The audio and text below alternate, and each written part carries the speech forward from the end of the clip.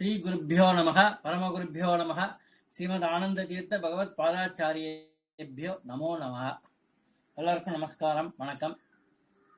நிறைய பதிவுகள் இப்போ தமிழ்லேயே போடுறேன். ஏன் தமிழில் போடுறீங்க? நீங்கள் தமிழே ஜாஸ்தி பேச மாட்டீங்களே, சமஸ்கிருதம், கன்னடம், மராட்டி அதில் தானே பேசுவீங்க அப்படின்னு சொல்லி உங்களுக்கெல்லாம் ஒரு கேள்வி வரும். இப்போ நிறைய பேர் ஜோதிடத்தை ஒரு வியாபாரமாக ஆக்கிட்டாங்க. ஜோதிடம் பார்க்கறதுக்கு முதலீடு எதுவும் தேவையில்லை, ஜோதிட அறிவு இருந்தா போறோம். ஜோதிட சரியான அறிவு இருக்கணும்னு அவசியம் கிடையாது. ஏதோ கொஞ்சம் ஜோதிடம் தெரியும் அப்படிங்கிற ஒரு அறிவு இருந்தாலே போறோம். உங்களுக்கு பணத்தை கொட்டும். அப்படியே இப்ப கேட்டு வாங்குறவளும் கொட்டும். இப்ப எனக்கு கொட்டாது, எனக்கு குட்டும். நான் யார்ட்டையும் எதுவும் கேட்கக்கூடாதுங்கிற கொள்கை. 1 ரூபா கொடுத்தாலும் ஜோசியம் சொல்லுவேன், 1 லட்சம் கொடுத்தாலும் ஜோசியம் சொல்லுவேன். உங்களுக்கு என்ன வசதியோ என்ன மனசோ அதை கொடுக்காம. சில பேருக்கு வசதி இருக்கும், மனசு இருக்காது. சில பேருக்கு மனசு இருக்கும், வசதி இருக்காது. கடன் வாங்கி கொண்டாந்து ஜோசியம் பார்ப்பான். ஏதோ ஒரு பரிகாரம் சொன்னா அது பண்றதுக்கெல்லாம் என்கிட்ட காசு இல்லைங்க, நானே பக்கத்து போய் உங்கள்கிட்ட ஜோசியம் கேட்க வரேன், ஏதாச்சும் விளங்குமா, மேற்கொண்டு ஆச்சு விளங்குமா, இவ்வளவுதானா நானு அப்படின்னு தெரிஞ்சுக்கிறதுக்காக நான் வந்திருக்கேன். என்கிட்ட போய் நீ பரிகாரம் பண்ண எங்க போய் பண்றது? எனக்கு யாரும் ஜோசியம் பார்க்க கொடுத்துருப்பாங்கன்னா அந்த காசை எடுத்து அவங்கள்ட்ட கொடுத்துருவேன். அதை எடுத்துட்டு போய் அவன் பரிகாரம் பண்ணிட்டு வாப்பா அப்படின்னு சொல்லிடுவேன். முடிஞ்சா திருப்ப கொடு, இல்லைன்னா பரவாயில்ல, என் காசுல நீ பரிகாரம் பண்ணதா இருக்கட்டும் அப்படின்னு சொல்லிடுவேன். சில பேர் முடிஞ்சோன்னா திருப்பி கொண்டாங்க கூட வைப்பாங்க. சரி, இப்ப இன்னைக்கு உங்க கூட நிறைய ஜோதிட விதயங்கள், ஆன்மீக விஷயங்கள். நான் மத்வாச்சாரியார்னா நிறைய பேருக்கு தெரியாது. துவைத்தம்ங்கிறது, துவைத்தம் மறைஞ்சி இருந்துச்சு. அதை வெளிக்கொணர்ந்து சரியான அறிவை புகட்டிய ஒரு ஜகத்குரு. ஜகத்குருன்னா மத்வாச்சாரியார் தான். கிருஷ்ணர் ஃபர்ஸ்ட் ஜகத்குரு, அடுத்தது மத்வாச்சாரியார். 2 பேருக்குலாம் ஜகத்குருங்க பட்டம் பொருந்தும், வேற யாருக்கும் அது பொருந்தாது. ஏன்னா பகவான் அனாதி நித்தியம், மத்வாச்சாரியார் சிரஞ்சீவி. அதனால மற்ற விசிஷ்டாத்வைதம், அத்வைதம் இவங்கெல்லாம் பார்த்தீங்கன்னாக்கா மனிதனா அவதாரம் எடுத்தாங்க, இறந்துட்டாங்க அவங்க. விசிஷ்டாத்வைதத்தில் இன்னும் அந்த பாடியை ப்ரொடெக்ட் பண்ணிட்டு இருக்கோம், 1000 வருஷத்துக்கு மேலே ஏதோ ஒரு தைலம்லாம் போட்டு ஏதோ பாக்ஸில் வச்சிருக்கோம்னு சொல்றாங்க. அதை நான் பார்த்தது கிடையாது, அதை பற்றி நான் சர்ச்சை பண்ண, விவாதம் செய்ய விரும்பவில்லை. சரி, இப்ப இன்னைக்கு நம்ம பார்க்க போற ஒரு சப்ஜெக்ட் ஒரு ரொம்ப முக்கியமான ஒரு சப்ஜெக்ட். நம்ம ஜாதகத்துல 5ஆம் வீடு, அந்த 5ஆம் வீடுங்கிறது பலமா இருந்தாதான் நம்ம வாழ்க்கை ஒரு நிறைவான வாழ்க்கை நமக்கு கிடைக்கும். இப்ப நம்ம இந்த பதிவுல என்னத்தை பார்க்க போறோம் அப்படின்னாக்க, லக்னத்திற்கு உங்க ஜாதகத்துல பார்த்தீங்கன்னாக்கா லான்னு போட்டிருப்பான். ஒரு கட்டம் இருக்கு, அந்த கட்டில ஒரு டயக்னலா ஒரு கோடு கிழிச்சிருப்பாங்க.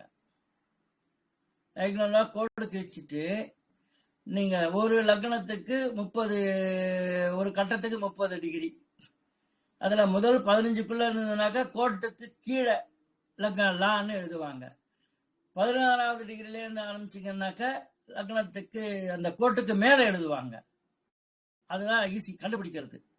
நீ முதல் பாதியில பிறந்திருக்கியா லக்னம், பின் பாதியில பிறக்கிறியாங்கிற கண்டுபிடிக்கிறது தான் அந்த ஹரிசாண்டல் டயகனலி ஒரு கோடு கிழிச்சு, அது 15 டிகிரிக்குள்ள இருந்தா கீழே, 16வது 30 டிகிரி வரைக்கும் இருந்தா மேல அப்படின்னு சொல்லிட்டு அது ஜோதிட சாஸ்திரத்துல நிர்ணயம் பண்ணி வச்சிருக்காங்க. சரிங்க, இந்த 5ஆம் இடம் அப்படிங்கிறது ஒரு கிரகங்கள் இருந்தால் அது சுபராகவும் இருக்கலாம், இல்ல அசுபவராகவும் இருக்கலாம். நம்ம பாவின்னு உபயோகப்படுத்துறது கிடையாது. நம்ம என்னோட இது பிரகாரம் எந்த கிரகத்தையும் பாவின்னு சொல்லக்கூடாதா, நீதான் பாவி. ஒரு பாவி நான் இருக்கணும் அப்படின்னு சொல்லுவான். அவன் சொல்ற ஜோதிடமே பழிக்காது. அதனால இந்த கிரகங்களை கிரக தேவதைகள்னு சொல்லிருக்கு. எப்பவுமே அவங்க நிந்தனே பண்ணக்கூடாது. அவன் படுத்திருக்கான், நின்று இருக்கான், நீச்சமாயிட்டான், உட்கார்ந்து இருக்கான், ஏகவச்சனத்துல பேசுறது அதெல்லாம் பேசக்கூடாது. குரு பகவான் இருந்தால், குரு தேவதை அங்க இருந்தா, இல்ல குரு இருந்தாலும் சொல்லுங்க போறோம், இல்ல சுக்கிரன் இருந்தாலும் சொல்லுங்க போறோம். அப்படி எந்த கிரகத்தையும் பாவின்னு சொல்லக்கூடாது. ஒரு பாவியாச்சும் அந்த இடத்துல இருக்கணும் அப்படிங்கலாம் சொல்லக்கூடாது. இது ஜாதகம் நமக்கு எழுதுறதே பதவி பூர்வ புண்ணியானாம் லிக்கத்திய ஜென்ம பத்திரிக்கான்னு சொல்லியிருக்கு. ஏற்கனவே நீ பண்ண பிறவியில பண்ண அநியாயம், நியாயம், தானம், தர்மம், லாபம், நஷ்டம், யாகம், யக்கம் இதெல்லாம் பண்ணி தாய் தந்தையாரை பார்த்துக்கிறது இதெல்லாம் பண்ணி அதுக்கப்புறம் வர்றது. இந்த 5ஆம் வீடு இன்னொரு விசேஷம் என்ன அப்படின்னாக்க, இந்த 5ஆம் வீடு சரியில்லைன்னு வச்சுக்கோங்களேன், அவன் தன்னோட தாய் தகப்பனை கூட வச்சுக்கிட்டு சம்ரட்சணை பண்ண ஒரு யோக்கியதை போயிடுது. முதியோர் இடத்துல கொண்டு போய் விடுவான். காஸ்ட்லி முதியோர் இல்லம். இங்க கூட நான் இருக்கிற வாசம் பண்ற இடத்துக்கு பக்கத்துல ஒரு முதியோர் இல்லம் இருக்கு. அங்க 10 லட்சம் ரூபாய் டெபாசிட். அதுக்கப்புறம் மாசம் சாப்பாட்டுக்கு மட்டும் 15,000 வாங்குறாங்க. அது இருக்கிற இடத்துக்கு வாடகை வாங்குறாங்க. அதுக்கு ஜிஎஸ்டி வேற வாங்குறாங்க. இப்ப எல்லாத்தையும் கணக்கு பண்ணி பார்த்தீங்கன்னாக்க 10 லட்சம் டெபாசிட்டு, அதுக்கப்புறம் மாசம் 10,000 ரூபாய் அந்த வீட்டுக்கு வாடகை, அதுக்கப்புறம் சாப்பாட்டுக்கு 15,000, அதுக்கப்புறம் இந்த 15,000க்கு தனியா ஜிஎஸ்டி, அந்த 10,000க்கு தனியா ஜிஎஸ்டி. இதை தவிர கெஸ்ட் வந்தாக்க அவங்களுக்கு சாப்பாடு போட்டா அதுக்கு தனி ரேட்டு. நம்ம சொந்தக்காரங்க வர, பிள்ளைய வர, மருமக வர, பேரம் பேத்திங்க வராங்க அப்படின்னா அதுக்கு தனி ரேட். இப்படி நிறைய காசு செலவு பண்ணி ஏன் அப்பாவை அந்த ஹோம்ல வச்சு பாத்துக்கிறேன், நான் அதான் பேமெண்ட் கொடுக்குறேன். அட படுபாவி, இப்ப பாவின்னு சொல்லலாம், இது கிரகம் கிடையாது மனுஷன்.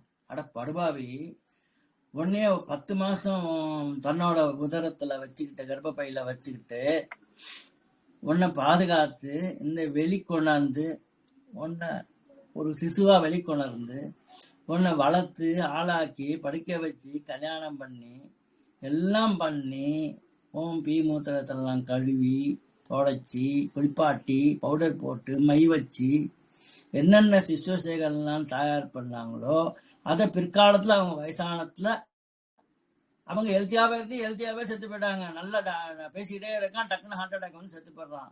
அவனுக்கெல்லாம் உன்னோட சர்வீஸே கிடையாது, ஒண்ணுமே கிடையாது. சில பேர் படுக்கையில இருக்காங்க, டைப்பர் யூஸ் பண்ணிட்டு படுக்கையில இருக்காங்க. ஒரு நாளைக்கு 450 ரூபா 500 ரூபா டைப்பர், எல்டர்ஸ் டைப்பர், அதெல்லாம் போட்டெல்லாம் பாதுகாக்கிறாங்க. அதெல்லாம் தனி எக்ஸ்பென்ஸ். இவ்வளவு செலவும் பண்ணி நீ அங்க விடுறதை விட நீ உட்காந்துக்கிட்டு அந்த தாய்க்கும் தகப்பனுக்கும் சேவை பண்ணினாக்க அதுல கிடைக்கிற புண்ணியம் தாண்டா உன் பிள்ளைங்களை காக்கும். நீ கொண்டு போய் ஓல்டேஜ் அவனை உங்க ஐயப்பனை விட்டினாக்க, தாய் தகப்பனை விட்டினாக்க உன் பிள்ளை என்ன பண்ணுவான், நடு ரோட்ல விட்டுடுவான். ஜாக்கிரதையா இருங்க. தாயார் தகப்பனார் அவங்களுக்கு விருப்பம் இல்லை, நானே தனியா இருந்துக்கிறேன்னு சொல்லிக்கிட்டு இருந்தாங்க, அடமண்டா இருந்தாங்க அப்படின்னாக்க அப்ப உங்களுக்கு எந்த பாவமும் வராது. அது அவங்க பிரின்சிபல். அதை நம்ம இது பண்ணலாம். நீ உன்னை என்னால பார்த்துக்க முடியாது, என் மனைவியால உனக்கு சேவை செய்ய முடியாது அப்படின்னு சொன்னீங்கன்னாக்க அன்னைக்கு ஆரம்பிச்சு உங்க நாசம். உங்க வாழ்க்கைய நீங்க அன்னிலேருந்து தொலைச்சிட்டீங்கன்னு அர்த்தம். என்னைக்கு கொண்டு போய் முதியோர் இல்லத்துல விடுறீங்களோ அன்னைக்கு தொலைச்சிட்டீங்கன்னு அர்த்தம். சரி, இப்ப சப்ஜெக்டுக்கு வரும்போது பார்த்தா இந்த ஜோதிட சாஸ்திரத்துல இந்த 5ஆம் இடம் இருக்கே, அது பூர்வ புண்ணியஸ்தானம், புத்திர பாக்கியம், அறிவு கூர்மை, அது புத்திசாலியா இருக்கிறது, மனோ தைரியம், அது குலதெய்வத்தோட அருள். இந்த ஜென்மத்துல குலதெய்வத்துக்கு பூஜைகள் எல்லாம் கரெக்டா பண்ணினாக்க அடுத்த ஜென்மத்துல குலதெய்வத்தோட அருள் வரும். பதவி பூர்வ புண்ணியானாம் லிக்கதே ஜன்ம பத்திரிகா. வர்தனி குலசம்பதாம். அபிவிருத்தி ஆகுது, மேன்மை அடையுது. குலசம்பதாம், உன்னோட குலதேவியை இந்த ஜென்மத்தை நீ வழிபட்டினாக்கா அடுத்த ஜென்மத்துல அதை வந்து காக்கும். இந்த ஜென்மத்துல குலதெய்வம்னு தெரியாதவங்களும் நிறைய பேர் இருக்காங்க. அவங்கெல்லாம் எப்பேற்பட்ட பாவிகள்னு பாருங்க. குலதெய்வம்னா என்னன்னு தெரியாது இருக்காங்க. குலதெய்வம் ஃபர்ஸ்ட் என்னன்னு தெரிஞ்சுக்கோங்க. யாருக்கு குலதெய்வம் தெரியலோ அவங்க வாங்க என்னிடம். என் பேர் கிருஷ்ணாச்சார்னு பேரு. நான் தாம்பரம் ஈஸ்ட் சேலையூர்னு ஒன்று ஒரு ஊர் இருக்கு. தாம்பரத்துலேருந்து தாம்பரம் ஈஸ்ட்ல ரயில்வே ஸ்டேஷன்லேருந்து வேளச்சேரி போகிற வழியில் கேம்ப் ரோடு அப்படின்னு இருக்கு. கேம்ப் ரோடு சிக்னல்லேருந்து உள்ளே வந்தால் மப்பேடு, வெங்கம்பாக்கம் மெயின் ரோட்டில் நான் மப்பேடு சிக்னல்லேருந்து ஒரு 700 மீட்டர் நடந்தே வந்துடலாம். பஸ் அது வரைக்கும் வருது. அங்கே இருக்கேன். என்னோட மொபைல் நம்பர் 9443923584. இன்னொரு வாட்டி சொல்கிறேன், என்னோட மொபைல் நம்பர் 9443923584.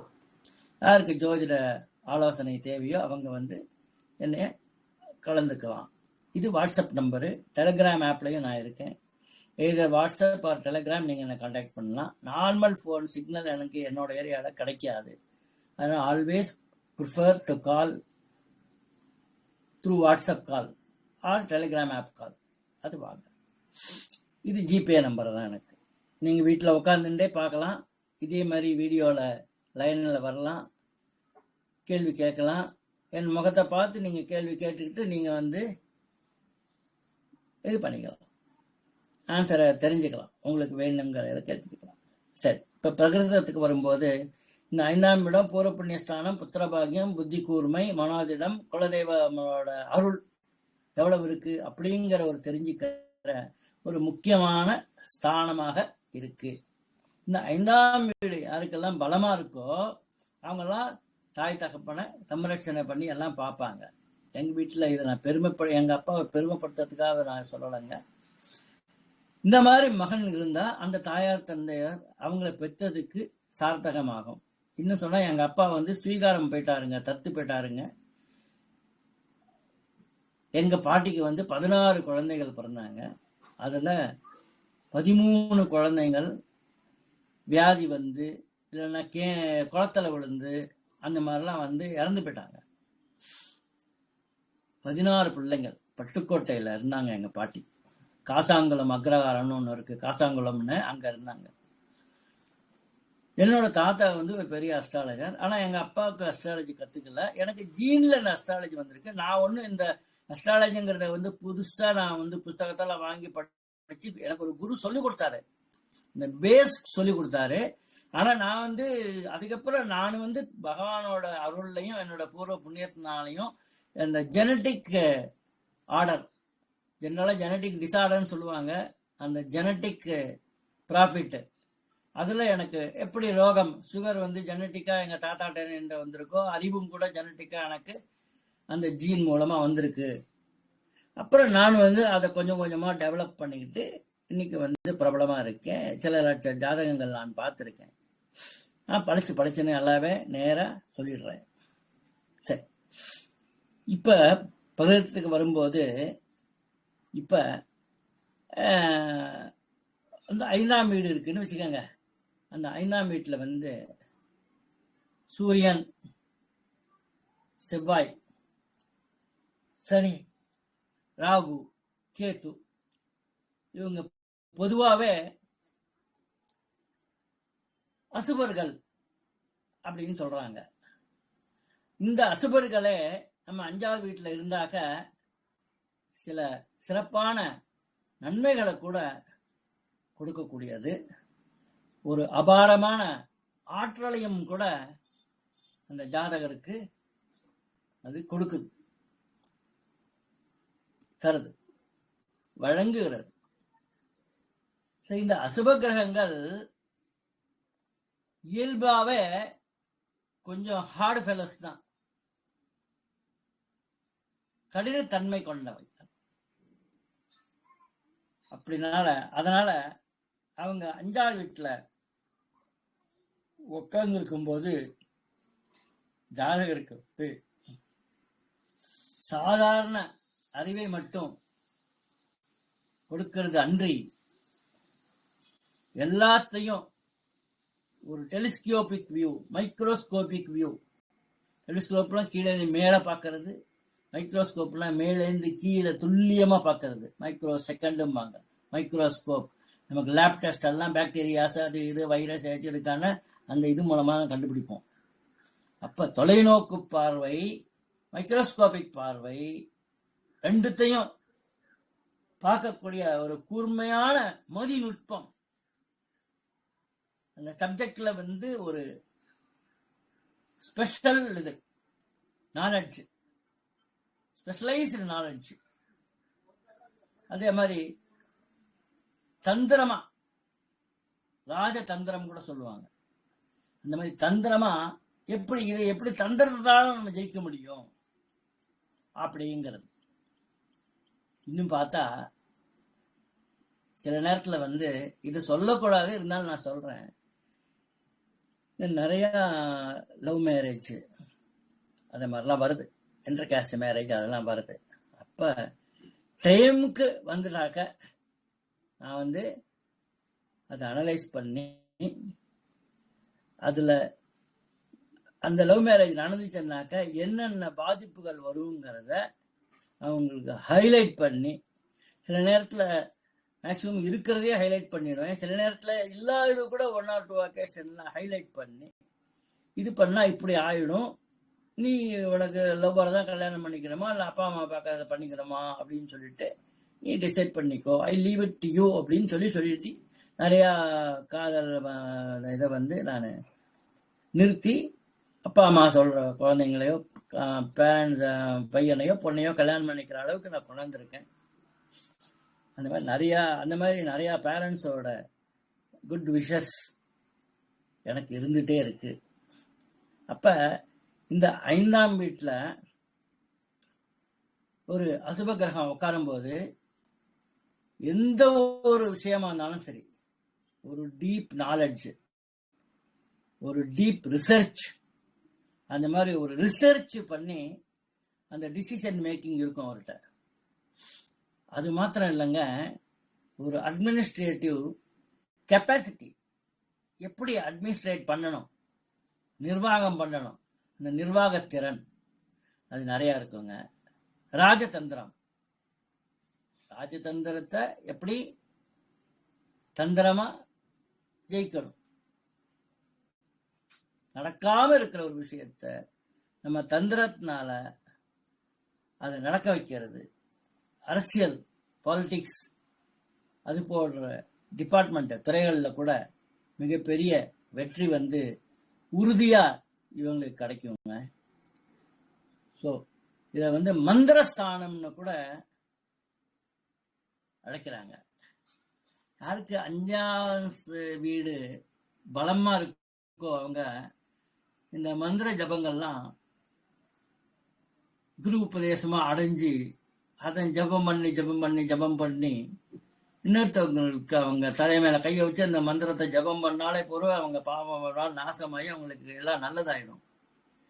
எனக்கு கூட வந்து ஒரு ஆஞ்சநேயர் மந்திரம் வந்து உபதேசமாகி அதை நான் வந்து நிறையா ஜபிச்சுட்டு இருக்கேன், நிறைய பேருக்காகவும் ஜபிச்சுட்டு இருக்கேன், அப்பப்போ டைம் கிடைக்கும் போதும் ஜபிச்சுட்டே இருப்பேன். ஸோ அதுதான் என்னோட ரகசியம். நான் சொல்ற அஸ்ட்ராலஜி 100% பலிதமாகறதுக்கு என்னோட ரகசியம் அதுதான் இருக்கு, அந்த மந்திர ஜபம் தான். ஆனால் இதை மந்திர ஸ்தானம் அப்படின்னு கூட அழைக்கிறாங்க. அங்க வந்து சுபர் இருந்தாக்க நல்ல ஒரு சாத்வீகமான தெய்வ உபாசனை அதை பண்ணுவாங்க. நான் ஆஞ்சநேயர் உபாசனை பண்ணிட்டு இருக்கேங்க. அப்ப அசுபகரங்கள் இருக்கும்போது ஒரு கடுமையான தெய்வ உபாசனை, காளி, துர்கை, அந்த மாதிரி ஒரு தேவி வழிபாடு அதெல்லாம் பண்ணி, சக்தி வழிபாடுகள் பண்ணி மந்திர சித்தி நம்ம அடையறதுக்கு கூட ஒரு பிளேஸ் அந்த 5th ஹவுஸ். நல்ல கிரகங்கள் இருக்கு அப்படின்னாக்க ஒரு சாஃப்ட், ஒரு மென்மையான இந்த பக்தியை வந்து கொடுக்குங்க. அசுபகிரகங்கள் இருக்கும்போது தீவிரமான ஃபேனட்டிக்னு சொல்றாங்க இல்லையா, அத மாதிரி ஒரு வழிபாடு, அது மூலமா அவங்களுக்கு ஒரு அசாத்தியமான மன வலிமை. அது மட்டும் இல்லைங்க, எப்பேற்பட்ட ஒரு இக்கட்டான ஒரு சூழ்நிலை வந்தா கூட அந்த மன உறுதி அதோட அதை எதிர்கொள்வாங்க. இது மட்டும் இல்ல, அவங்க இந்த ஒவ்வொரு கிரகத்துக்கும் ஒரு தனி சிறப்பு இருக்குங்க. இப்ப நம்ம முதல்ல 5 கிரகங்கள் நம்ம சொன்னோம், பார்த்தோம். சூரியன், செவ்வாய், சனி. சூரியன், செவ்வாய், சனி, இது 3 அசுப கிரகங்கள்னு சொல்லியிருக்கோம் ஜெனரலா. ராகு கேது சாயா கிரகம். இதை விட்டா பாக்கி 4 கிரகம் இருக்கு இல்லையா? சந்திரன், குரு, சுக்கிரன், புதன். சுக்கிரன் சுக்கிரன் புதன் ஃபாஸ்ட் மூவிங் பிளானட். ஆனா ரொம்ப ஒன்றும் அவ்வளவு தாக்கம் வராது. இப்ப குரு 1 வருஷம் இருப்பாரு.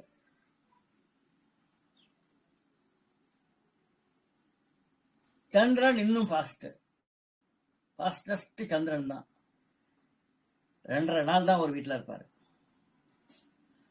அதுல தேய்பிறை சந்திரன் இருந்தா நல்லதுங்க, வளர்பிறை சந்திரன் இருந்தா கொஞ்சம் நல்லது கம்மியா நடக்குங்க. அப்படிங்கிறத நம்ம இங்க தெரிஞ்சுக்கணும். சரிங்க. இப்ப மேற்கொண்ட இந்த சப்ஜெக்ட் நம்ம பேசும்போது ஒருத்தருக்கு 5ஆம் வீடு இருக்குங்க. அந்த வீட்டில் ஒவ்வொரு கிரகத்துக்கும் தனி ஒரு ஸ்பெஷாலிட்டி உண்டுங்க. 5ஆம் வீட்டில் செவ்வாய் ஒருத்தருக்கு இருக்கு அப்படின்னாக்க அவர் ஜாதகருக்கு இன்ஜினியரிங் இல்ல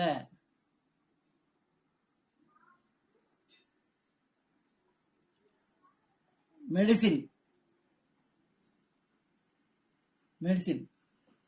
சர்ஜரி,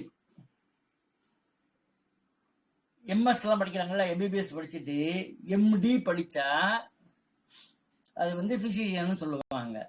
எம்எஸ் படிச்சா சர்ஜன் சொல்லுவாங்க. Neuro surgeon, ENT surgeon, eye surgeon, ophthalmologist surgeon, heart surgeon, bypass surgery எல்லாம் பண்றாங்க இல்லையா, ஹார்ட் சர்ஜன். இப்படி இந்த மாதிரி சப்ஜெக்ட்ல ஒரு எக்ஸ்பர்ட்டா இருப்பாங்க. அது மட்டும் இல்லைங்க, ஒரு ஷார்ப் நாலேஜ். அதுக்கப்புறம் லாஜிக், நிறைய லாஜிக் பேசுவாங்க. தர்க்கம் பேசுற, ஒரு டிபேட் பண்ணக்கூடிய, டிஸ்கஸ் பண்ணக்கூடிய ஒரு கெப்பாசிட்டி கூட இருக்குங்க. சரி, இந்த 5ஆவது வீட்டுல சனி இருந்தது அப்படின்னாக்க ஹிஸ்டரி, அதுக்கப்புறம் இந்த தொல்பொருள் ஆராய்ச்சின்னு சொல்லுவாங்க. தொல்பொருள் ஆராய்ச்சி அப்படின்னாக்க மான்யூமெண்ட்ஸ், அந்த மாதிரி பழைய இடத்துல டிக் பண்ணி அதுக்குள்ள ஏதாச்சும் ஸ்டடி பண்ணுவாங்க, ரிசர்ச் பண்ணுவாங்க. ஓல்டு டேஸ்ல எப்படி எப்படி இருந்தது, ஏதாச்சும் கிடைக்குதா, யார் யார் இங்க ஆட்சி பண்ணாங்க அப்படின்னு சொல்லிட்டு ஆராய்ச்சி பண்றது, ஸ்டடி பண்றது. அதுமாரி லா. இது மட்டும் இல்லாம ஓல்டு சாஸ்திரங்கள்லாம் சொல்லியிருக்கு இல்லையா, அதுல எல்லாம் கூட ஒரு நல்ல மிகுந்த ஞானம் இருக்குங்க. இவங்க இந்த இடத்துல இந்த சனி இருந்ததுனாக்க, சனி எப்போதுமே கொஞ்சம் நிதானம் மீன்ஸ் அவசரமா நான் போனேன், கத்துக்கிட்டேன், இன்னைக்கு கத்துக்கிட்டு நாளைக்கு மறந்துட்டேன், அந்த மாதிரிலாம் இவங்கள்ட்ட இருக்க மாட்டாங்க. மெதுவா நிதானமா முழுசா ஒரு இது கூட விட மாட்டாங்க. அதுல நூக்கன் கார்னர் அதுக்குள்ள உள்ள நுழைஞ்சு பார்த்து எல்லா நுணுக்கங்களையும் அத கத்துக்குவாங்க. அதுக்கப்புறம் பாத்தீங்கன்னாக்க ராகு இல்ல கேது போன்ற சாயா கிரகங்கள், நிழல் கிரகங்கள் இங்க இருந்துச்சு அப்படின்னாக்க மற்றவன்லாம் ஒரு மாதிரி சிந்தனை பண்ணானாக்கா இவனுங்க வேற மாதிரி சிந்தனை பண்ணுவாங்க. அது out of the box thinking சொல்லியிருக்கு. அதே மாதிரி இந்த ஷேர் மார்க்கெட்டு, அது மாதிரி இதுலலாம் திடீர்னு கூட அவங்களுக்கு ஒரு அதிர்ஷ்டம் வரும். ஸோ 5ஆம் வீட்டில் கேது இருந்தது அப்படின்னாக்க அவங்களுக்கு முதல் குழந்தை அபார்ஷன் ஆகலாம், இல்லைன்னா ஸ்டீல் பானா பிறக்கலாம், இல்லைன்னாக்க 3 மாசத்துலயோ 4 மாசத்துலயோ அபார்ஷன் ஆகலாம். 2-3 வாட்டி அந்த அபார்ஷன்கிறது ஆகலாம். அப்ப 4வது முறை தான் அந்த குழந்தை பிறக்கும். 4வது முறை 5வது முறையோ உற்பத்தி ஆகக்கூடிய ஒரு இது வந்து குழந்தைய கண்டிப்பா கொடுக்கும். அதே மாதிரி நிறைய பேர் 5ஆம் வீட்டில் ராகு இருந்தால் குழந்தை இல்லை, கேது இருந்தால் குழந்தை இல்லைன்னு சொல்லிட்டு தெரியுறாங்க. அதெல்லாம் சரி கிடையாது. கேது இருந்தால் ஆண் குழந்தை தான் பிறக்கும், ராகு இருந்தால் பெண் குழந்தை தான் பிறக்கும், முதல் குழந்தை. அதுலேயும் பார்த்தீங்கன்னா ராகு இருந்தால் 5ஆம் வீட்டில் ராகு இருந்தால் பெண் குழந்தையாவே பிறந்துட்டு இருக்கும். 2-3 பெண் குழந்தை பிறக்கும், ஆண் வாரிசே இருக்காது, வம்சவிருத்தி இருக்காது. கேது இருந்தால் நிறைய இந்த மாதிரி அபாசன் அது இதெல்லாம் ஆகும், ஆண் குழந்தை தான் பிறக்கும், முதல் குழந்தை. ஸோ இந்த மாதிரி சமாச்சாரம்லாம் அந்த கேதுவோட, ராகு கேதுவோட இது இருக்கிறதுனால வரக்கூடிய விஷயங்க. அது மட்டும் இல்லாம இந்த 5ஆம் வீட்டில் வந்து இருக்கக்கூடிய அசுப கிரகங்கள் வந்து எல்லாத்துலேயுமே ஒரு வித்தியாசமா இயங்குவான்.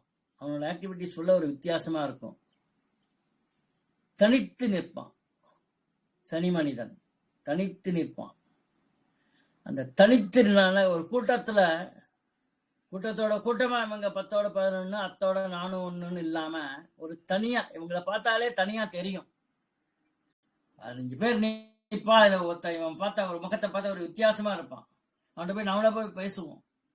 அந்த கூட்டத்துல கோவிந்தா போடாம ஒரு தனித்துவத்தோட இருந்துட்டு அவங்களுக்குன்னு ஒரு மார்க்கம், பாதை, அதை எடுத்து வச்சுக்கிட்டு அந்த பாதையை தான் அவங்க நடப்பாங்க.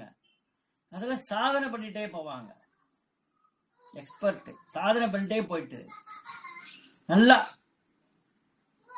அவனை அடிச்சுக்கிறது ஆள் கிடையாதுயா அப்படின்னு சொல்றான் இல்லையா, அதெல்லாம் அங்க நடக்கும். இவங்க வந்து இந்த ஃபீலிங்ஸ், உணர்ச்சிகள்னு சொல்றோம் இல்லையா, அந்த உணர்ச்சிகளுக்கு ரொம்ப முக்கியத்துவம் கொடுக்க மாட்டாங்க. டே டு டே லைஃப், அதுக்கு என்ன பண்ணணும் அப்படிங்கிறத பத்தி சிந்தனை செஞ்சு, அறிவுபூர்வமா சிந்தனை செஞ்சு அந்த முடிவுகளை வந்து எடுக்கக்கூடியதுல ஒரு எக்ஸ்பர்ட், வல்லவர்கள் அவர்கள். வாழ்க்கையில முதல் பகுதியில ஒரு 25-30 வயசு வரைக்கும் கொஞ்சம் கொஞ்சம் போராட்டங்களை அவங்க நிறைய சந்திச்சிருந்தாலும் கூட இப்ப ஏற்பட்ட அனுபவங்கள்லாம் அந்த 25-30 வருஷத்துல அனுபவங்கள் கிடைக்குது இல்லையா, அந்த அனுபவ முதிர்ச்சின்னு சொல்லுவாங்க. அது வந்து பிற்காலத்துல இவங்களை சிறந்த ஒரு ஆலோசகர்களாகவும் வழிகாட்டிகளாகவும் மாற்றணும்னு சொல்லியிருக்காங்க. அடுத்தவங்களுக்கு ஆலோசனை சொல்லுவாங்க, கவுன்சிலிங் பண்ணுவாங்க, இப்படி பண்ணாதுன்னு சொல்லுவாங்க. அவங்க சொல்ற பாதை சரியான பாதையா இருக்கும். அந்த பாதையை வந்து நமக்கு சுட்டி காட்டுவாங்க.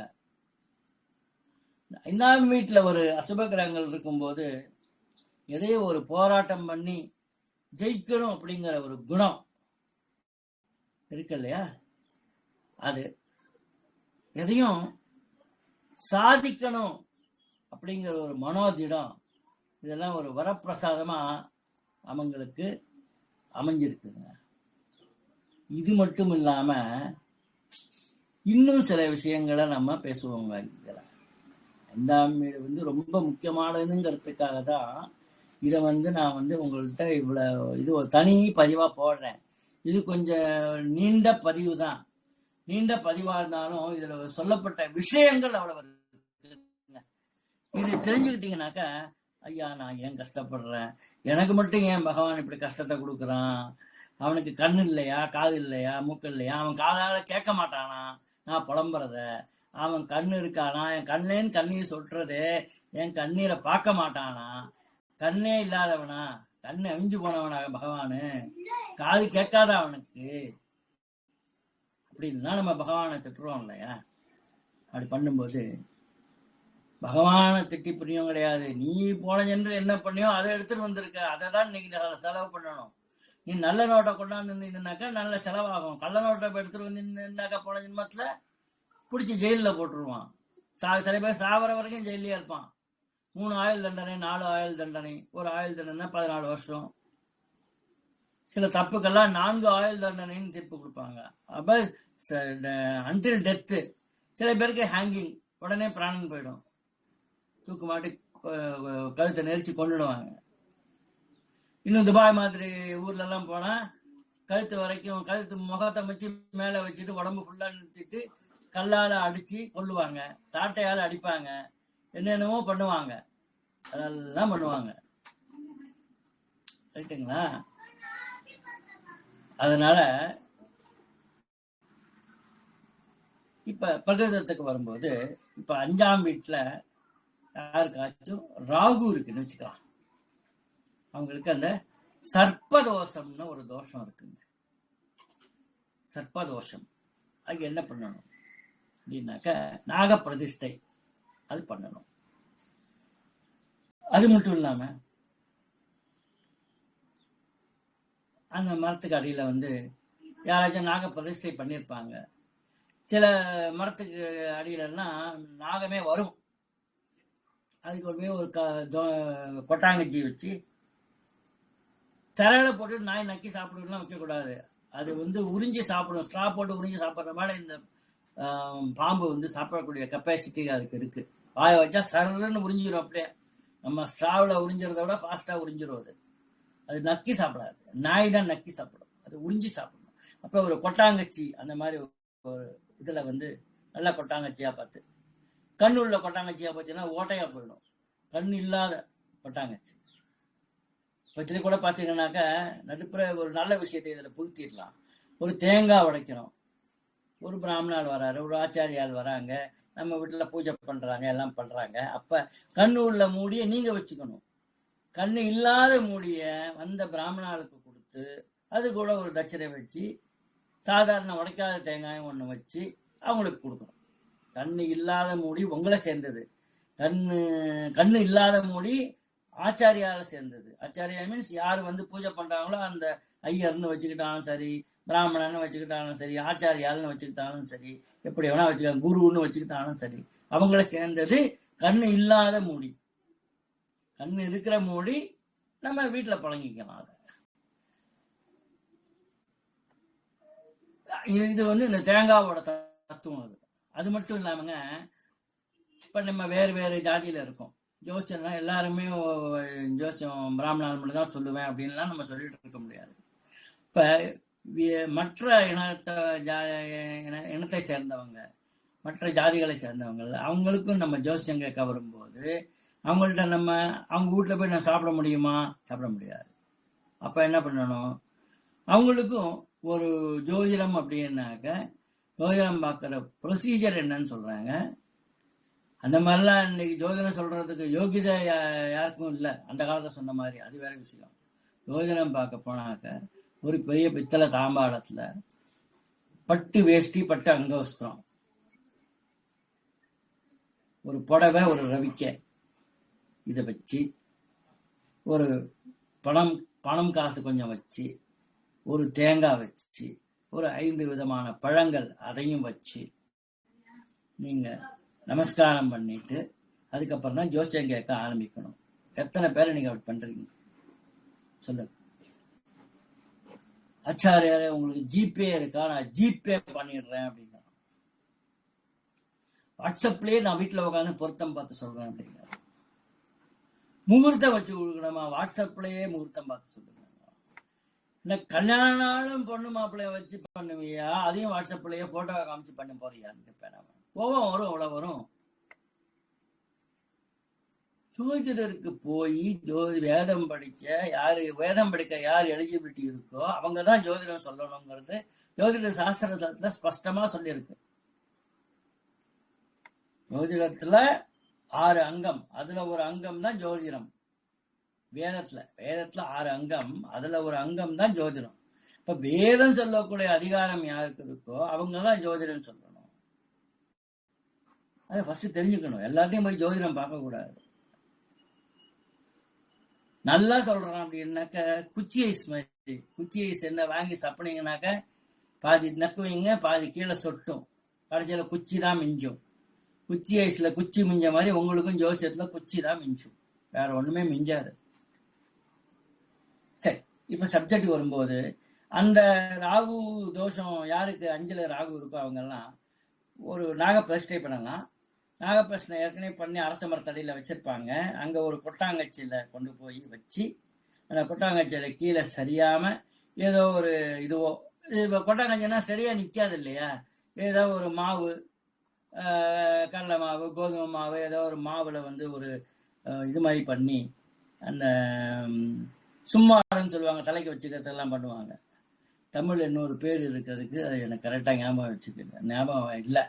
பிரின்னு ஆரம்பிக்கும் அந்த அந்த இது, அதை பண்ணி பிரிமனையும் அதெல்லாம் சொல்லுவாங்க. அது வச்சு அதுக்குள்ள அந்த கொட்டாங்கச்சி வச்சுன்னா அது ஆடாம மசங்காம நிற்கும். அந்த வரக்கூடிய பாம்பு வந்து அதை சாப்பிட்டுட்டு போயிடும். பாம்புக்கு பால் வாக்குறது 5ஆம் வீட்டு ராகுவோட பலன். எல்லாத்தையுமே பரிகாரம் பண்ணிடும்.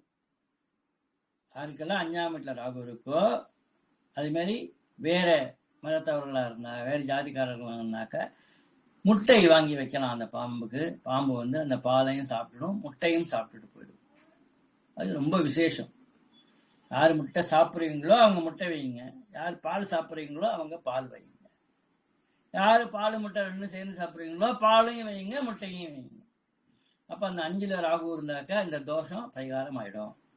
சரிங்க. அடுத்தது வந்து ஃபர்ஸ்ட் ராகு ஆச்சு. ஆரம்பிக்கிறதே இந்த ராகு கேது தான், சாயாகிரகம் தான் மெயின் தோஷம், மேக்சிமம் தோஷம். அப்படி பார்த்தீங்கன்னாக்கா 5வது வீடு, 5வது வீட்டில் கேது. அந்த 5வது வீட்டில் கேது இருக்கா அப்படின்னாக்க பிராமண சாபம். போன ஜென்மத்தில் பிராமணாளுக்கு பிராமணாள்கிட்ட சாபம் வாங்கியிருக்காங்க. பிராமணாளை திட்டுறது, பிராமணாளை வந்து இப்போ வேற கழகங்கள்லாம் இருக்கு இல்லையா, திராவிட கழகம்னு சொல்லிட்டு அந்த இந்த பாசறையில் வந்தவங்க, அவங்கெல்லாம் பாசறையில் இருந்து வந்தவங்க. அவங்க பிராமணாளுக்கு பூணல்லாம் அறுத்துடுவாங்க. பூணல் அறுத்து தலையை மொட்டை அடிச்சுலாம் அகௌரப்படுத்துறது, கேவலப்படுத்துறது. ஸோ அதெல்லாம் இந்த பிராமண சாபத்தில் வரும். பிராமணர் வீட்டுக்கு வந்தால் பச்சை தண்ணி கூட கொடுக்காம திருப்பி அனுப்புறது, இது மாதிரி ஏன் வந்தேன்னு கேட்கறது, பிராமணால ஏன் வந்தேன்னு கேட்கறது. சில வீட்டுல எல்லாம் பார்த்தீங்கன்னாக்க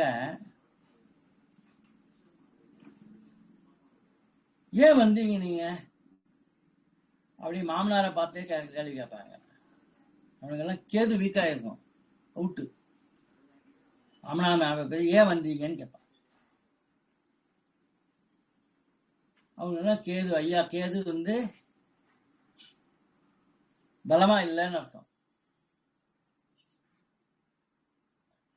அப்ப அந்த 5ஆம் வீட்டுல கேது இருந்தாக்க இந்த பிராமண பலவிதமான பிராமண சாபங்கள், பிராமணன்ட்ட கடன் வாங்கிட்டு திருப்பி கொடுக்காம இருக்கிறது, பிராமணன் இடத்த நயவஞ்சகமா பேசி நிறைய விலை விற்கக்கூடிய பொருளை வந்து கம்மியா கொடுத்து அந்த கிரயம் பண்ணிக்கிறது, மிரட்டி. இப்பெல்லாம் அராஜகம் பண்ணிட்டு இருக்காங்கல்ல திருச்சியிலாம் பார்த்தீங்கன்னா, ஒரு காலகட்டத்தில் பேர்லாம் வேண்டாம், பிராமணால் வச்சிருக்கிற சொத்தெல்லாம் வந்து அடிச்சு வச்சு பிடுங்கி ஈஸ்வர் பண்ண, அப்புறம் பின்னாடி காசு பின்னாடி ஒன்றும் பின்னாடி அடியால் தான் வந்தான். சும்மா 500, 1000, 1000, 2000, 3000 காசை கொடுத்துட்டு அவ்வளோதான் போ அப்படின்னு உதச்சி அனுப்பிச்சிருக்காங்க. இப்பேற்பட்ட பிராமண சாபம்லாம் எங்க போய் விடியும்? அவங்க சந்ததி மேலதான் விடியும். அதை ஞாபகம் வச்சுக்கோங்க. அப்பா அம்மா பண்ண பாவம் குழந்தைங்க தலைமையில விடியும். அப்ப பிராமண சாபம் யாருமே வாங்காதீங்க, பிராமணர்கிட்ட பகைச்சிக்காதீங்க, பிராமணர்கிட்ட சாபம் வாங்குற மாதிரி நடந்துக்காதீங்க, பிராமணர்களுக்கு மரியாதை கொடுங்க. அந்த காலத்துல மும்மாறி பெஞ்சது. 3 போகம் விளைச்சல்லாம் இருந்துச்சு. என்னைக்கு பிராமணன் அவமரியாதை பண்ணி அனுப்புனாங்களோ, என்னைக்கு நானும் நீனும் ஒண்ணு சமத்துவம் பேசினாங்களோ, என்னைக்கு சம்பந்தம் பண்ண ஆரம்பிச்சாங்களோ, அன்னைக்கு ஆரம்பிச்சது சனியன். ஏழரை சனி கிடையாது, ஜென்ம சனி பிடிச்சது அவங்களுக்கெல்லாம். மழையே வரதில்லை. அப்படி மழை வந்தாலும் ஒண்ணு அனாவிருஷ்டி வராம இருக்கிறது, இன்னொன்னு அதிவிருஷ்டி நிறைய வெள்ளம் வந்து எல்லாத்தையும் அழிச்சிடும், பயிரெல்லாம் அழிச்சிடும். இன்னைக்கு நிறைய விவசாயிகள் வந்து பயிரெல்லாம் அழிஞ்சு போயிடுச்சு அப்படின்னு ரொம்ப வருத்தப்படுறாங்க. எத்தனையோ பேரு குத்தகைக்கு எடுத்துக்கிட்டு உழுதவனுக்கு நிலம் சொந்தம்னு சொல்லிட்டு எத்தையோ பிராமணரோட நிலத்தையெல்லாம் கபலீகரம் பண்ணிட்டாங்க, சுவாகா பண்ணிட்டாங்க. உழுதவனுக்கு நிலம் சொந்தமா? அது எப்படி உனக்கு சொந்தமாகும்? நீ உழுவுறதுக்கு உனக்கு கூலி பண்ற, இவ்வளவு மூட்டை நெல் விளைஞ்சிச்சுன்னாக்கா இவ்வளவு மூட்டை நீ எடுத்துக்கிட்டு தான் பாக்கி இது பண்ற. அந்த இடத்துக்கு அந்த கிஸ்தி கட்டுறது அதெல்லாம் வந்து பசலி அதெல்லாம் கட்டுவாங்க, அதெல்லாம் அந்த ஓனரே கட்டிடுவாங்க. அந்த சித்தா அந்த களை எடுக்கிறது நாத்து நடுறது இதுக்கெல்லாம் கூலியும் கொடுத்துருவாங்க. ஆகி போகமாயி மோட்டர் போட்டு கொடுத்துருவாங்க. இல்லை காவேரியில் இந்த வாய்க்காலில் தண்ணி வரும், அதை பாய்ச்ச போற, அதுக்கு உனக்கு கூலி எடுத்துக்க போற. அப்புறம் எப்படி நிலம் உனக்கு சொந்தமாகும்? அந்த மாதிரிலாம் பண்ணாங்க நிறையா. பிராமணாலும் இப்ப நிலமே வச்சுக்கல, எல்லாம் கொடுத்துட்டாங்க.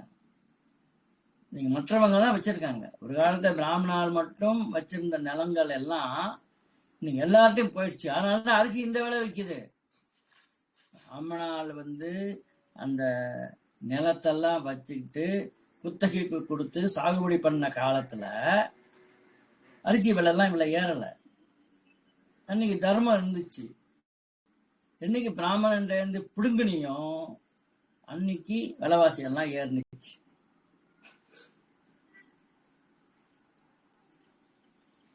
உங்களோட அழிவுக்கு நீங்க தான் காரணம். இன்னைக்கும் பிராமணர்கிட்ட யாரெல்லாம் அந்த மாதிரி கபலீகரம் பண்ணிக்கணும் அந்த நிலத்தெல்லாம் பிராமணர்கிட்ட கொடுத்துருங்க. திருப்பி ஒழுங்கா மழை வருதா இல்லையான்னு பாருங்க, கண்டிப்பா வரும். 3 போகம் விளைச்சல் பண்ணலாம். ஒரு பொன் முட்டை இடுற வாத்து டெய்லி பொண்ணு கொடுத்துட்டே இருந்துச்சு. சரி, இவ்வளவு முட்டை வயிற்றுல இருக்கான வயிற்ற கீறி பார்க்கலாம் சொல்ல கீரைனா போச்சு. ஒரு முட்டை தான் இருந்துச்சு, கோழி செத்து போச்சு. அது மறுநாளே முட்டையே கிடையாது. அந்த பொன் முட்டை, பொன் வாத்து முட்டை இருக்கு இல்லையா, அதை ஞாபகம் வச்சுக்கோங்க. இந்த மாரல் ஸ்டோரியெல்லாம் எதுக்கு சொன்னாங்க அப்படின்னாக்க, நம்ம திருத்திக்கணும், நாம சரியான நடந்துக்கணுங்கிறதுக்காக சொல்லப்பட்ட கதைங்க இதெல்லாம். அதெல்லாம் கதை, அதெல்லாம் ஃபிக்ஷன், அதெல்லாம் மித்து. இதெல்லாம் சொல்லிட்டு தெரிஞ்சா இன்னைக்கு கஷ்டப்படுறேங்க. அன்னைக்கு கையை காலை கழுவிட்டு சாப்பிடுங்கன்னா யாரும் கேட்கல. நாங்கெல்லாம் ஸ்கூலுக்கு போயிட்டு வந்தா வீட்டு வாசல்ல கொடுமின்னு சொல்லுவோம், அங்கதான் வீட்டு விளக்கானா உட்காரும். எங்க வீடு முதல் தெரு, இந்த தெருவில் ஆரம்பிச்சு அடுத்த பின்னாடி தெரு வரைக்கும் ஓட்டமா இருக்கும் வீடு.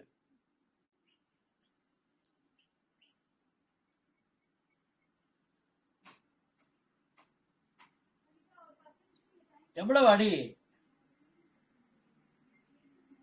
என்னோட வீடெல்லாம் மன்னார்குடியில பாத்தீங்கன்னாக்க கிட்டத்தட்ட ஒரு 9,000 அடி இருக்கும். பாத்துக்கங்க, 9,000 அடி லெங்த்.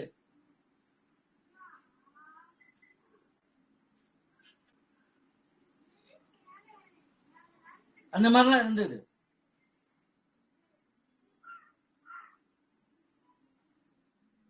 அன்னைக்கு நாங்க இருந்தோம். குளத்துல தண்ணி வரும், மன்னார்குடியின் ராஜமன்னார்குடின்னு பேரு. டெப்போ இருக்கும் வீட்டுல. நாங்கெல்லாம் ஸ்கூலுக்கு போயிட்டு வந்தா அந்த துணியை வாசல்லையே 7 வயசு வரைக்கும் வாசல்ல இருக்க இந்த கொடுமின்னு இருக்கு, அங்க அதுக்கு பக்கத்துல ஒரு இடம் இருக்கும். அங்க ட்ரெஸ் எல்லாம் அவுத்து போட்டுட்டு அப்படியே இடுப்புக்கு கீழே ஒரு கையால 2 கையால மூடிக்கிட்டு உள்ளார போய் கை கால் கழுவிக்கிட்டு அதுக்கப்புறம் தான் வேற ட்ரெஸ் போடுவோம் நாங்க. திருப்பி அடுத்த நாள் ஸ்கூலுக்கு போகும்போது 3 நாள் போடுவோம் ஒரு ட்ரெஸ். அடுத்த நாள் ஸ்கூல் போகும்போது அதே ட்ரெஸ் எடுத்து போட்டு போவோம். அன்னைக்கு எல்லாம் நம்மளை பார்த்து கேலி பண்ணாங்க. ஷூ போட்டு இன்னைக்கு வீட்டுக்குள்ள வரான். நாங்கெல்லாம் ஸ்கூல் போட்டுட்டு போல, நீ ஸ்கூல் போட்டுட்டு போறான் ஸ்கூலுக்கு. அறிவே வளர மாட்டேங்குது. ஃபாரினரை பார்த்து சாக்ஸ் ஷூ போட்டுக்கிட்டு ஸ்கூலுக்கு போய், வித்யாங்கிறது சரஸ்வதியா, சரஸ்வதி நீ காலில் செருப்பு வெளியில கட்டி போட்டுட்டு ஸ்கூல்லுக்குள்ள போய் படிச்சுன்னா வித்யா மண்டையில ஏறுமா? நீ ஷூ சாக்ஸை போட்டுட்டு படிச்சீன்னா உனக்கு ஏறுமா? ஏறாது. கோவிலுக்கு சமம். என்னைக்கு ஷூ சாக்ஸ் போட்டுட்டு ஸ்கூலுக்குள்ளார போனியோ அன்னையே உனக்கு அறிவு மழுங்க ஆரம்பிச்சிருச்சு. அறிவு வேலை செய்யறது இல்லை. இப்ப அறிவு இருக்கு, ஆனா வேலை செய்யறது இல்லையே. தீவிரவாதி அணுகுண்டு தயாரிக்கிற மாதிரி அதுலதான் உனக்கு அறிவு வேலை செய்யுது. நல்ல விஷயங்களுக்கு அறிவே வேலை செய்யறது இல்லை. அதனால என்னாச்சு, 2020 கொரோனா வந்துச்சு, நிறைய பேர் செத்து போனாங்க, உலகமே முடங்கி போச்சு.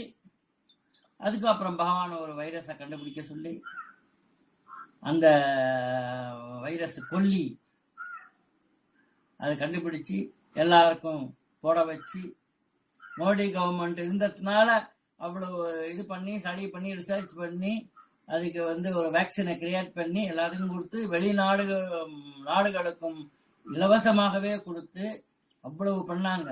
நம்ம பெட்ரோல் காசு கொடுத்து வாங்குறோம். அன்னைக்கு அந்த வேக்சினை நமக்கு காசுக்கு வித்திருந்தோம்னாக்க நம்ம என்ன சொல்றோமோ அதான் விலை. நம்ம செத்துக்கிட்டு இருக்காங்க வேற நாட்டுல. அன்னைக்கு மோடி அதை பண்ணல. இதே வேற கவர்மெண்ட் இருந்துச்சுன்னாக்கா என்ன நடந்திருக்குன்னு யோசனை பண்ணிருக்குங்க. இந்த ரிசர்ச்சே நடந்திருக்காது, எல்லாம் சாகட்டும் அப்படின்னு சொல்லியிருப்பாங்க. அப்படியே தயாரிச்சிருந்தாலும் வேற்று மதத்தவர்களுக்கு அதை போட்டுட்டு இந்துக்களுக்கெல்லாம் அந்த மருந்தே இல்லை, ஸ்டாக் இல்லைன்னு சொல்லியிருப்பாங்க. அதுதான் நடந்திருக்கும். மோடியோட ஒரு பெருந்தன்மை நிறைய நாட்டில் இருக்கிற அந்த கொரோனா பேஷண்ட் எல்லாம் இன்னைக்கு பழைச்சு உயிர் வாழ்ந்துட்டு இருக்காங்க.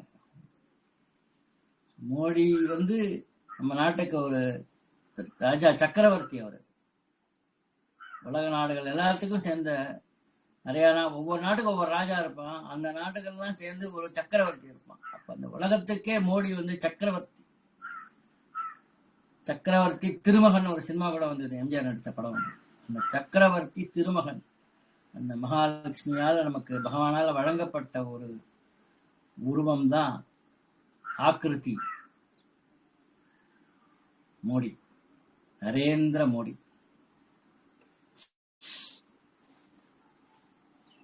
சரி, அப்படி பார்க்கும்போது அந்த பிராமண சாபம் வலுத்து இருக்கும். இதுக்கெல்லாம் என்ன பண்ணணும் அப்படின்னு கேட்டாக்க, நல்ல ஒரு பிராமண ஆளுக்கு ஒரு மூட்டை அரிசி வாங்கி கொடுங்க. சாப்பாட்டுக்கு உண்டான இந்த பருப்பு, நெய், என்ன இருக்கோ அதெல்லாம் வாங்கி கொடுங்க. எப்படியோ ஏழை பிராமணால் இருக்காங்க. இதை சொல்லும் போது எனக்கு இன்னும் ஒரு வைத்தறிச்சல் சமாச்சாரம்.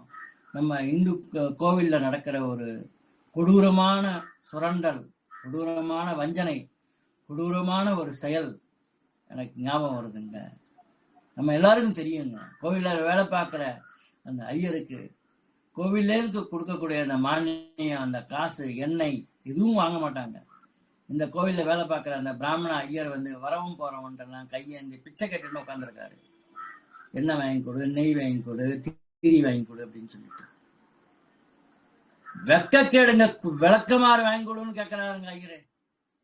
கோவில் கூட்டத்துக்கு விளக்கமாறு கவர்மெண்ட்ல கொடுக்க மாட்டேங்கிறாங்க, வாங்கி கொடுன்னு கேட்கறாங்க. ஏங்க நடக்குது இதெல்லாம்? நீ கவர்மெண்ட் கோவில் நடத்துற HRNCன்னு வச்சிருக்க அப்படின்னாக்க அந்தந்த மாசத்துக்கு 1ஆம் தேதி ஆச்சுன்னாக்க சாமான் வாங்கி சர்வீஸ் பண்ணணும். சும்மா வீட்டுல உட்கார்ந்து இருக்க லேடிஸ்க்கு எல்லாம் 1000 ரூபாய் காசு கொடுக்குறாங்க. அங்க பூஜை பண்ற ஐயருக்கு சோத்துக்கு ஒண்ணும் கிடையாது. அவங்களுக்கு இவ்வளவு பூஜை பண்ணா இவ்வளவு நாளைக்கு இவ்வளவு அரிசி கொடுக்கணும், இவ்வளவு பருப்பு கொடுக்கணும், இவ்வளவு நெய் கொடுக்கணும், இவ்வளவு எண்ணெய் தீபம் விளக்கேத்துறதுக்கு இவ்வளவு எண்ணெய் கொடுக்கணும், எல்லாமே சட்டத்துல இருக்குங்க. ஹெச்ஆர்என்சி போய் பாத்தீங்கன்னாக்க, அந்த டிபார்ட்மெண்ட்ல இருக்கிறவங்க கேட்டீங்கன்னாக்க, ஒவ்வொரு கோவிலுக்கும் எவ்வளவு என்னென்ன ஐட்டம் கொடுக்கணுங்கிறது இருக்குங்க. இன்னைக்கு எந்த கோவில்லையும் கொடுக்கறது கிடையாதுங்க. அதுவும் ஒரு பிராமண சாபம் தானே. இவங்க கதியெல்லாம் அடுத்த ஜென்மத்துல என்னன்னு யோசனை பண்ணி பாருங்க. அதனால பிராமணால் சாபம் ரொம்ப பொல்லாதுங்க. இந்த பிராமணாளுக்கு சாபம் வாங்கிக்காதீங்க, அவங்க வயிற்றுச்சலை கொட்டிக்காதீங்க. முடிஞ்சா அவங்களுக்கு நல்லது பண்ணுங்க, இல்லைன்னா நீங்க பாட்டு உங்க வேலையை பார்த்துட்டு போங்க. அவனை ஹிம்சை பண்ணாதீங்க. பிராமண ஹிம்சை பண்ண எல்லாத்துக்கும் கேது 5வது வீட்டுல உட்காந்துருப்பாருங்க. அந்த பிராமணாளுக்கு சாப்பாடுக்கு வாங்கி கொடுக்கறது ராகவேந்தர் எல்லாருக்குமே தெரியும். அந்த ராகவேந்திர சமயம் ஆராதனை சமயத்துல நிறைய பிராமணன்லாம் கோவில்ல சாப்பிடுவாங்க. மற்ற ஜாதிக்காரங்களும் வராங்க, அவங்களுக்கும் அன்னதானம் அந்த 3 நாளும் ராகவேந்திர ஆராதனை சமயத்துல வருஷத்துக்கு ஒரு வாட்டி 3 நாள் போடுறாங்கங்க. அங்க கூட நீங்க ஒரு அரிசி வாங்கி கொடுக்கலாம். நிறைய பிராமணர்கள் சாப்பிட வச்சீங்கன்னாக்க உங்களுக்கு அது அந்த பிராமண சாபத்தை உங்களை போக்கிடுங்க. பிராமணர்களுக்கு ஒரு நல்ல வேஷ்டி துண்டு வாங்கி கொடுங்க. பிராமணர்கள் குழந்தைங்களுக்கு கல்யாணம் ஆகிறதுக்கு வசதி இல்லையா, அவருக்கு ஒரு தாலி வாங்கி கொடுங்க, ஒரு 4 கூரைப்படவை ஒன்று வாங்கி கொடுங்க, 4 பட்டுப்படவை வாங்கி கொடுங்க, சமைக்க உண்டான பாத்திரம் வாங்கி கொடுங்க. இந்த பித்தளை சொம்பு பாத்திரம் என்ன வேணுமோ கல்யாணத்துக்கு அதை வாங்கி கொடுங்க. கல்யாணத்துக்கு சகாயம் பண்ணுங்க. இல்லை கல்யாணம் செலவு நீங்க ஏத்துக்கங்க. இல்லை அவங்களுக்கு இந்த கல்யாண மண்டபத்துல சாப்பாடு செலவாகும், அந்த சாப்பாடு செலவுக்குன்னு ஒரு பணம் கொடுங்க. எத்தனையோ பேர் சம்பாதிங்க, 100 பேர் சேருங்க, ஆளுக்கு 50 ரூபா போடுங்க. எவ்வளவு வரும்? ஆளுக்கு 500 ரூபா போடுங்க. வருஷத்துக்கு 500 ரூபா கொடுக்க கூடாது. 2 ஏழை குடும்பத்துல அவரோட பொண்ணுக்கோ பையனுக்கோ கல்யாணம் பண்ணி வைங்களேன். இதெல்லாம் சுலபமா நீங்க பிராமண சாபத்தை போக்கக்கூடிய வழிங்க. அப்பேற்பட்ட ரொம்ப ஒரு மோசமானது இந்த பிராமண சாபம். அதை நீங்க சரி பண்ணிக்கணும். சரிங்க. அடுத்தது இந்த 5ஆம் வீட்டுல குளிகன் அப்படின்னு ஒருத்தர், மாந்தின்னு சொல்லுவாங்க, குளிகன்னு சொல்லுவாங்க. இன்னொரு பேர் கூட எனக்கு அது டக்குன்னு ஞாபகம் வரல. மாந்தி, குளிகன்.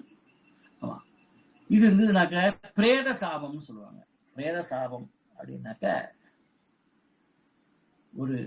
நம்ம நடந்து வந்துட்டு இருக்கோம், ரோட்ல இல்லை சைக்கிள்ல வந்துட்டு இருக்கோம், இல்லை ஸ்கூட்டர்ல வந்துட்டு இருக்கோம், கார்ல வந்துட்டு இருக்கோம் அப்படின்னாக்க பணத்தை தூக்கிட்டு போவாங்க. ஒரு பணம், அந்த பிரேதம்னு சொல்லுவாங்க. அதை 4 பேர் தூக்கிட்டு சுமந்துட்டு போவாங்க. இப்பெல்லாம் வெஹிக்கிள் வந்துருச்சு, வெஹிக்கிள்ல வச்சுட்டு போறாங்க. பணத்தை தூக்கிட்டு தான் போறோம். எம்ஜிஆர் படத்துல ஒரு பாட்டு கூட, 4 பேருக்கு நன்றி, அந்த 4 பேருக்கு நன்றி அப்படின்னு சொல்லிட்டு ஒரு பாட்டு கூட வரும்.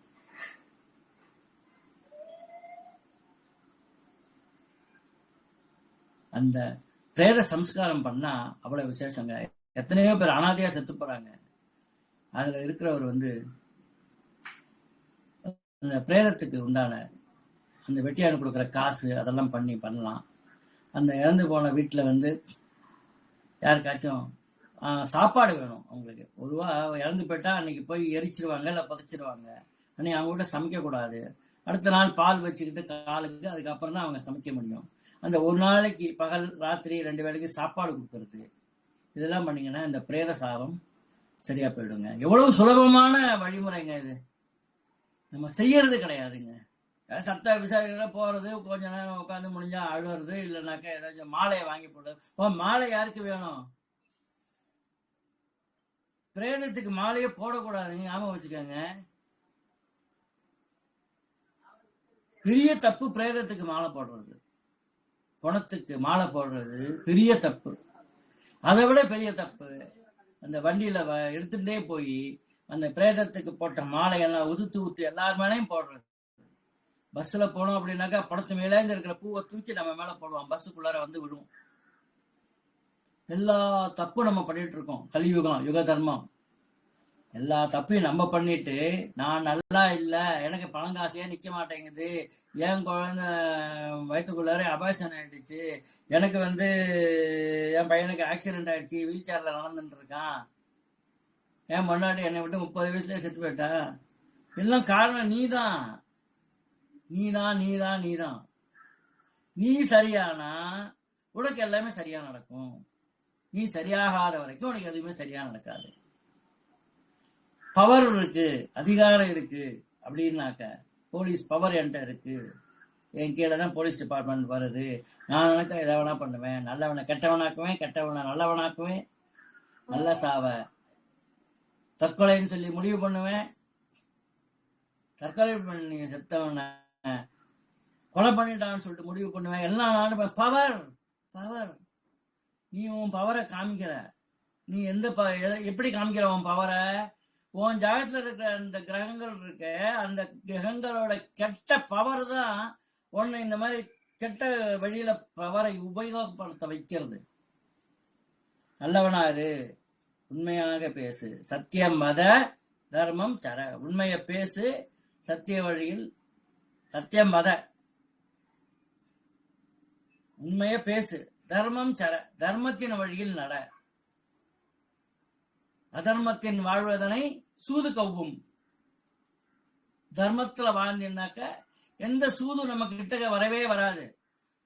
தர்ம வாழ்க்கை வாழ்றாங்களோ அவங்களை சுத்தி ஒரு நெருப்பு வளையம் இருக்குங்க, அக்னி.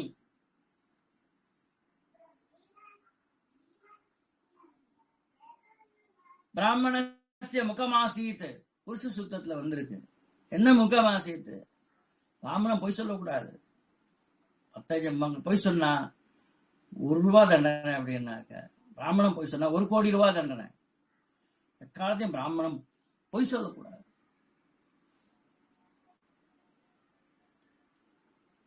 உண்மையை மட்டும் பேசுங்க, தர்மத்தின் வழியில நடங்க. நீங்க நல்லா இருக்கீங்களா இல்லையா நான் பாக்குறேங்க, சேலஞ்ச் பண்றேங்க. நான் அரசியல்னா பொய் சொல்லணும், ஆட்டோக்காரங்கன்னா எக்ஸ்ட்ரா போய் சொல்லி நிறைய காசு வாங்கணும், புடுங்கணும், அப்படிலாம் கிடையாதுங்க. எத்தனையும் எனக்கு தெரிஞ்ச ஆட்டோக்காரங்க நேர்மையா இருக்காங்க. நான்லாம் நடந்து போகும்போது சில இடத்துலலாம் பஸ் எல்லாம் இருக்காது, உள்ளுக்குள்ள இருக்கும் ரோடு.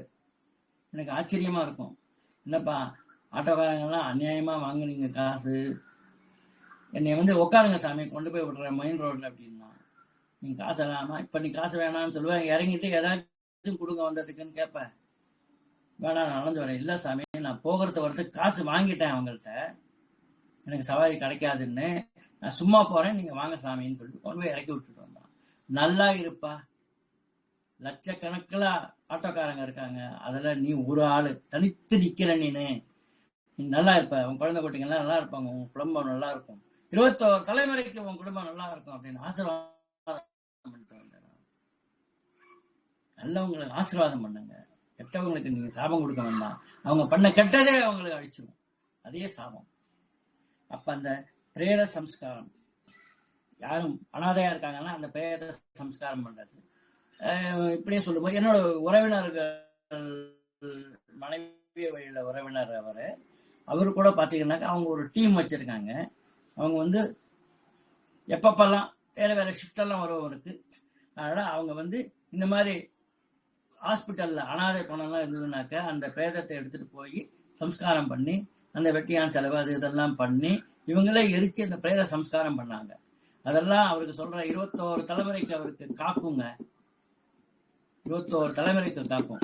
அந்த மாதிரி பண்ற அந்த டீம் இருக்க, அந்த அதுல ஒருத்தர் என்னோட உறவினர், மனைவி வழியில உறவினர்.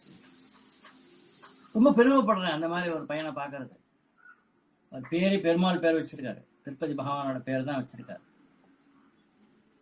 அந்த பேரோட மகத்துவமா என்னமோ தெரியல, இந்த மாதிரி ஒரு அனாதை பிரேதத்துக்கெல்லாம் சம்ஸ்காரம் பண்ற ஒரு பொறுப்பை பகவான் அவருக்கு சொல்லியிருக்காரு. அவருக்கு ஏன் இந்த மாதிரி ஒரு சிந்தனை வந்துச்சுன்னு கேட்கும்போது, அவங்க வைஷ்ணவர் தான். வைஷ்ணவர்னா துவைதத்தை ஃபாலோ பண்ணக்கூடியவங்க, இருந்தாலும் முன்னாடி இருந்தார அத்வைதத்துல சந்திரசேகர சரஸ்வதி சுவாமிகள் மகா பெரியவன் எல்லாம் சொல்றாங்க.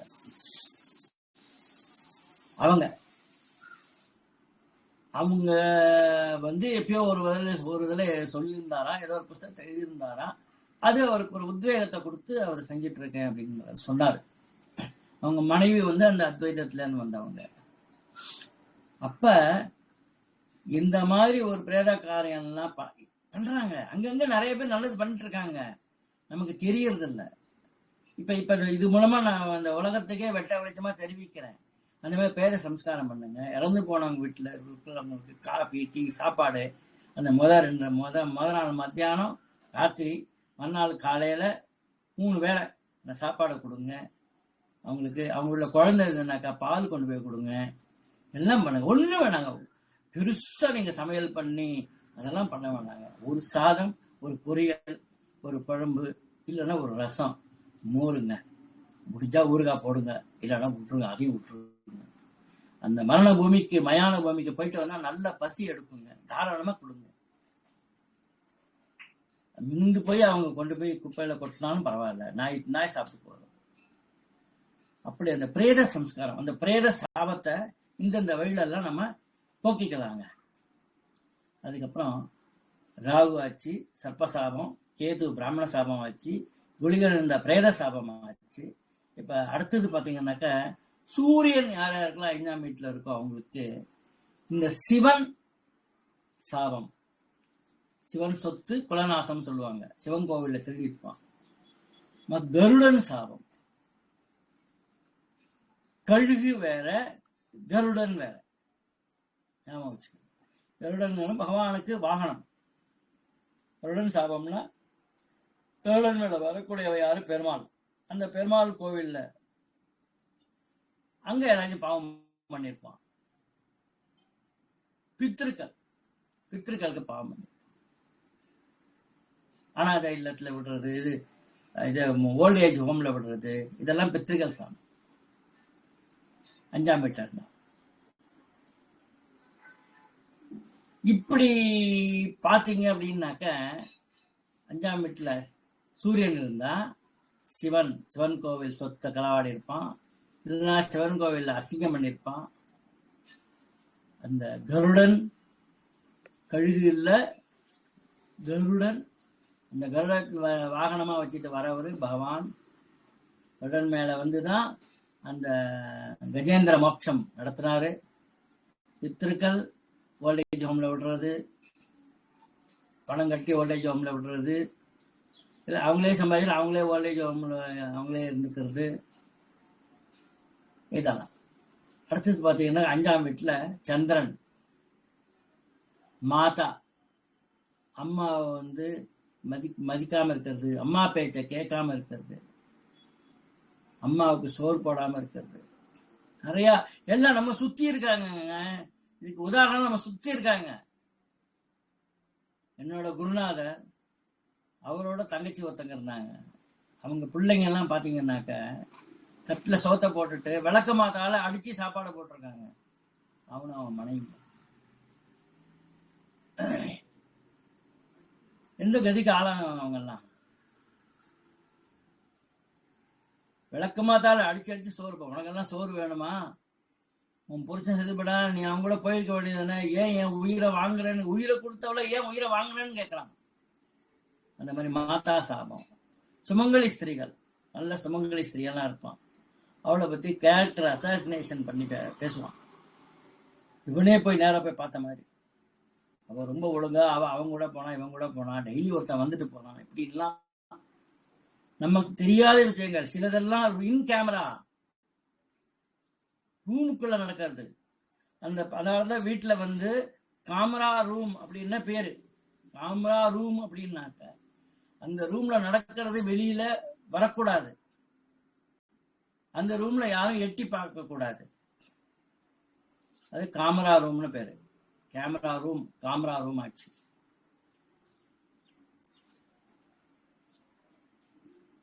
அப்ப அந்த சுமங்கலி ஸ்திரீகளை பத்தி மட்டமா பேசுறது, இதெல்லாம் பண்ணக்கூடாது.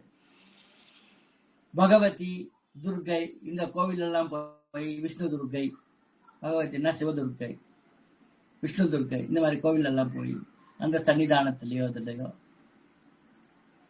அசிங்கம் பண்றது, ஹிம்சை பண்றது.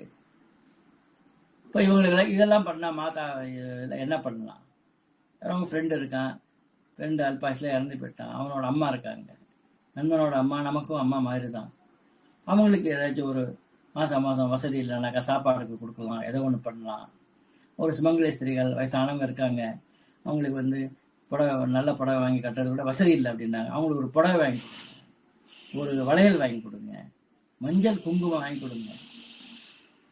தீர்க்க சுமங்கலிக்கு ஒரு நமஸ்காரம் பண்ணிக்கிட்டீங்க அப்படின்னாக்க அவ்வளவு பெனிஃபிட்டுங்க. ஒரு வயசான தீர்க்க சுமங்களே இருக்கக்கூடிய ஒரு தம்பதியருக்கு நீங்க நமஸ்காரம் பண்ணீங்கன்னாக்க, எங்க வாதிராஜர் லக்ஷ்மி சோபானம்னு ஒரு கிரந்தம் ஏற்றிருக்காருங்க. கல்யாண வீட்டுல எல்லாம் அதை பாடுவாங்க. இந்த லக்ஷ்மி சகசரன், லக்ஷ்மி சோபானன்னா மங்களகரமானதுன்னு அர்த்தம். இந்த லக்ஷ்மி சோபானை அத படிச்ச புண்ணியம், பாராயணம் பண்ண புண்ணியம் கிடைக்கும்னு சொல்லியிருக்குங்க. அந்த விருத்த தம்பதிக்கு நமஸ்காரம் பண்ணிட்டீங்கன்னாக்க. கோவில் எல்லாம் போனா குப்பையை போட்டுட்டு வரோம், நம்ம சுத்தம் பண்ணிட்டு வாங்க, குப்பையை கூட்டுங்க. கீழே ஒரு குப்பை கடந்த தூக்கி குப்பை டஸ்ட்பின்ல போட்டுட்டு வாங்க. விளக்குமாறு வாங்கிட்டு போய் கூட்டுங்க, கூட்டி குப்பை இல்லைங்க. சரி, இப்ப அந்த 5ஆம் வீட்டுல செவ்வாய் இருக்காருன்னு வச்சுக்கோ. ஏற்கனவே லைட்டா ஒரு சப்ஜெக்ட் செவ்வாயை பத்தி சொல்லியிருக்கோம். இப்ப இது அதுல நல்லது சொல்லியிருந்தோம் நிறைய. இதுல என்ன பாவம் பண்ணிருக்கோங்கிறத இந்த சப்ஜெக்ட் இப்ப பேசுறது பாவம் பண்ணதை பத்தி. பாவம் சாபம். சாபம் ஒருத்தன் கொடுக்கறான், பாவி அதை வாங்கிக்கிறான். செவ்வாய் இருந்துச்சு அப்படின்னாக்க சொந்த ஊர்ல இருக்கிற கிராம தேவதை, நம்ம ஊர்ல எல்லாம் வந்து எல்லை தேவை, திருக்கோயில ஒரு தேவதை, அந்த மாதிரிலாம் இருக்கும். அதுக்கெல்லாம் அவமரியாதை பண்ண. நீங்க உங்க தர்மத்துல வரலாம், நீங்க வழிபாடு செய்ய வேண்டாம், சும்மா ஒரு கோவிந்தா போட்டுட்டு போயிட்டே இருங்க. அங்க ஏதாச்சும் திருவிழா அது இது பண்ணாங்கன்னாக்க உங்களால திரவியங்கள், ஏதோ ஒரு பால் வாங்கி கொடுக்கறது, அரிசி வாங்கி கொடுக்கறது, வெள்ளம் வாங்கி கொடுக்கறது, சக்கரை படையல் போடுவாங்க, சக்கரை பொங்கல் பண்ணுவாங்க, வாழைப்பழம் வாங்கி கொடுங்க, பூ வாங்கி கொடுங்க, ஏதோ ஒரு பண்ணுங்க. ஸ்கந்தன் முருகன் கோவில்ல போய் ஏதாச்சும் அசிங்கம் பண்றது, அங்கேயே ஏதாச்சும் பொருளை திருடின்னு வந்துடுறது. அது மாதிரி சத்ரு, எனிமி இருக்கான் இல்லையா, அவனுக்கு கேடு பண்றது. உங்களுக்கு அவன் எனிமி, ரைட்டு, ஓகே, போயிட்டு போறான், அவனுக்கே நீ கேடு பண்ணணும்.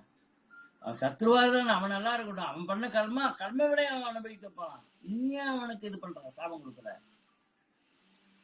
அவன்லாம் நல்லா இருக்க மாட்டான், ஏன் சொல்ல வேண்டாம். அவன் நல்லா இருக்கிறது நல்லா இருக்கக்கூடாது உங்க கையில இல்ல. நீ மனசார சொல்லிட்டு கண்ணீர் விட்டீங்கன்னா அதே அவனை அழிச்சிடும். அவனை சாபம் விட்ட திட்டினாக்க அது ஒன்ன அழிச்சிடும். ரிட்டர்ன் பூமராங் தான். தாயாதிகள் சொத்தெல்லாம் எடுத்துக்கிறது, பங்கு பிரிக்கும் போது நிறைய எடுத்துக்கிறது, நீனு இதை மாதிரிலாம் பண்ற. அந்த கிராம தேவதைக்கெல்லாம் ஏதாச்சும் இந்த மாதிரி சகாயம் பண்ணுங்க. ஸ்கந்தன் அப்படின்னாக்க சேனானாம் ஸ்கந்தகான்னு சொல்லியிருக்காரு.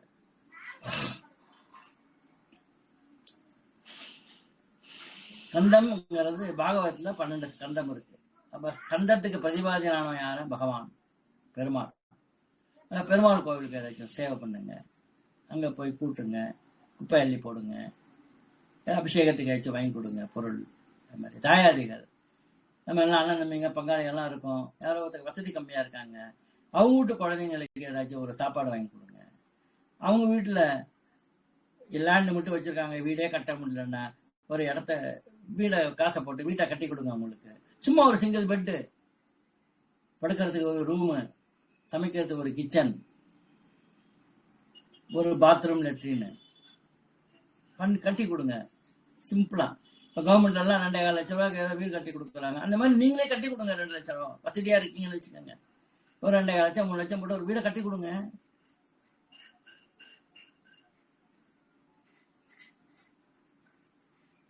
இது சொல்றேன்.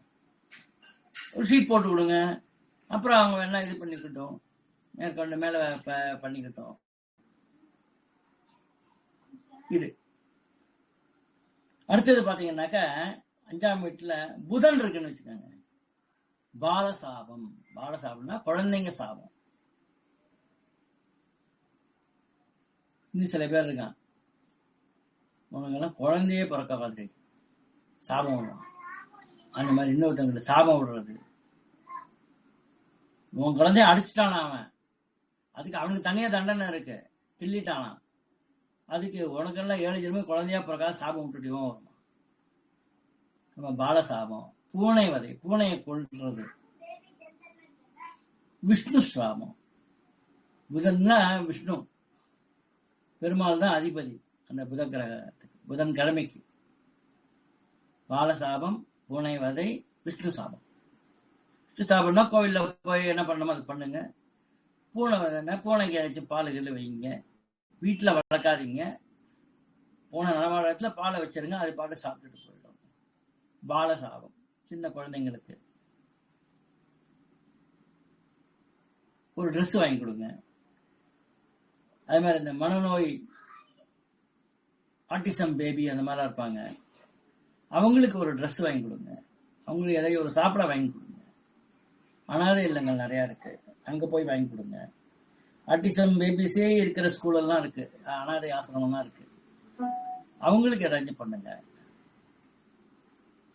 அதனால புதனோட சாபம் வந்து சரியா போயிடும். தாய் மாமா இருந்தாங்கன்னாக்க அவங்களோட ஆசீர்வாதம் வாங்கிக்கோங்க. அந்த தாய் மாமாவுக்கு பணம் காசு, ஏழையா இருந்தானாக்கா பணம் காசு கொடுத்து உதவி பண்ணுங்க. தாய் மாமா எல்லாத்துக்கும் வரணும். தாய் மாமாங்கிறது ஒரு கிரேட்டஸ்ட் போஸ்ட், அது அதெல்லாம் பண்ணுங்க. சரி, இத்தனை கிரகம் பார்த்தோம். ராகு பார்த்தோம், கேது பார்த்தோம், குளிகன் பார்த்தோம், சூரியன் பார்த்தோம், சந்திரன் பார்த்தோம், செவ்வாய் பார்த்தோம், புதன் வரைக்கும் பார்த்துட்டோங்க. மிஞ்சினது யாருங்க? 3 பேர் தாங்க. ஸோ குரு அப்படின்னாக்கா பரம்பரையா வரக்கூடிய குலதெய்வ வழிபாடு விட்டுறது. தெரியாம நிறைய பேர் இருக்காங்க இல்லையா, அவங்களுக்கெல்லாம் அந்த குரு 5ஆம் வீட்டில் இருக்கும்.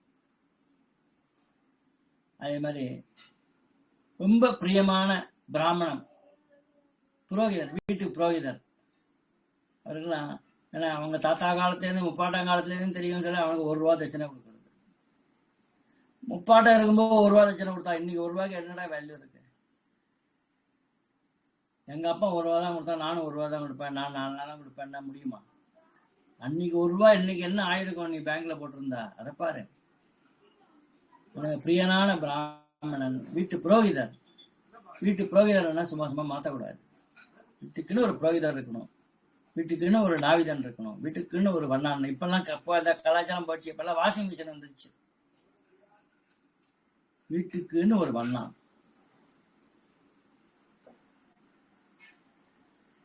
அப்ப வீட்டுக்குன்னு ஒரு நாவிதன். அவங்கள்ட்ட தான் போடுவாங்க. நமக்குன்னு ஒரு செட்டு, ரோட்லயே டப்பி எடுத்துட்டு வருவாங்க முன்னாடி எல்லாம். இன்னும் கூட கிராமத்துல, சில கிராமத்துல வராங்க. இப்பெல்லாம் கடை வந்துருச்சு, ஏசி போட்டுக்கிறாங்க, ஃபுல் லைட் போட்டுக்கிறாங்க, எல்லாம் பண்ணிக்கிட்டு கல்லையில கையை வச்சா 200 ரூபாய்.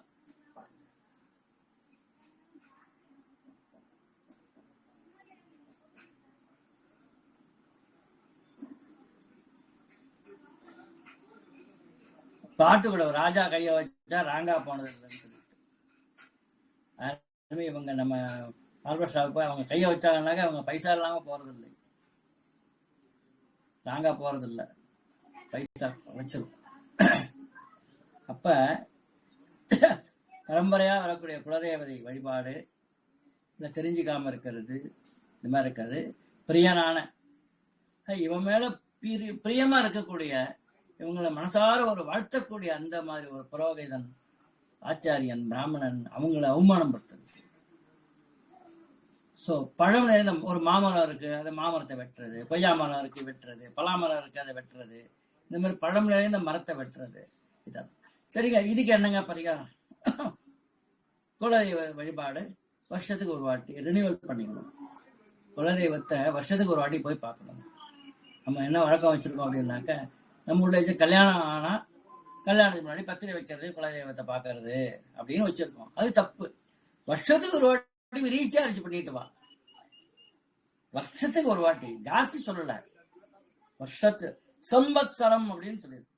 வருஷத்துக்கு இந்த சம்பத்சரத்துல போய் குலதெய்வ வழிபாடு பண்ணா சமயக்கு நல்லா பாத்துக்குது நம்மள. அந்த வருஷத்துக்கு ஒரு வாட்டி குலதெய்வ வழிபாடு பண்ணுங்க.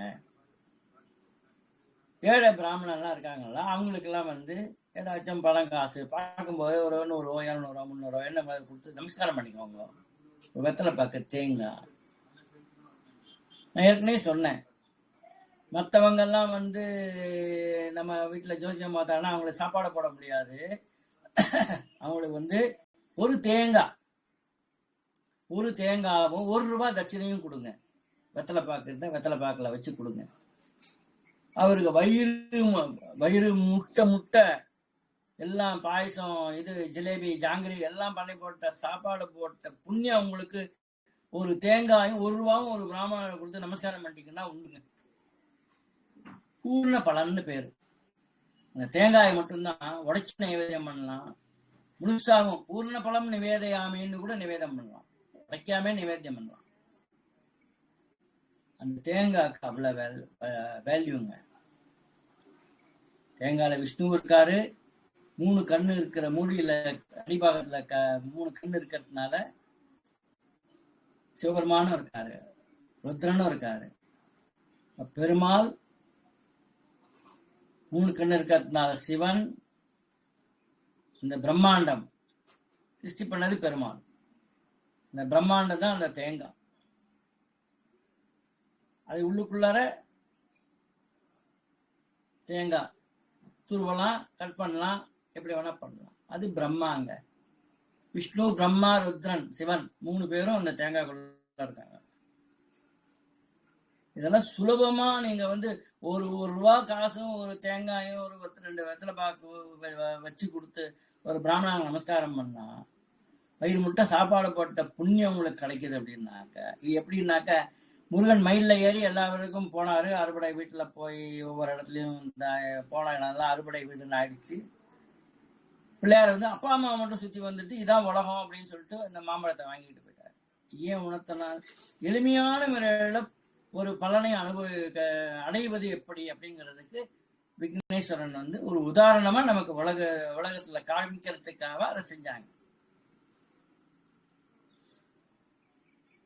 அதே மாதிரி அந்த பழம் நிறைஞ்ச கண்ணு இருக்கு இல்லையா, அது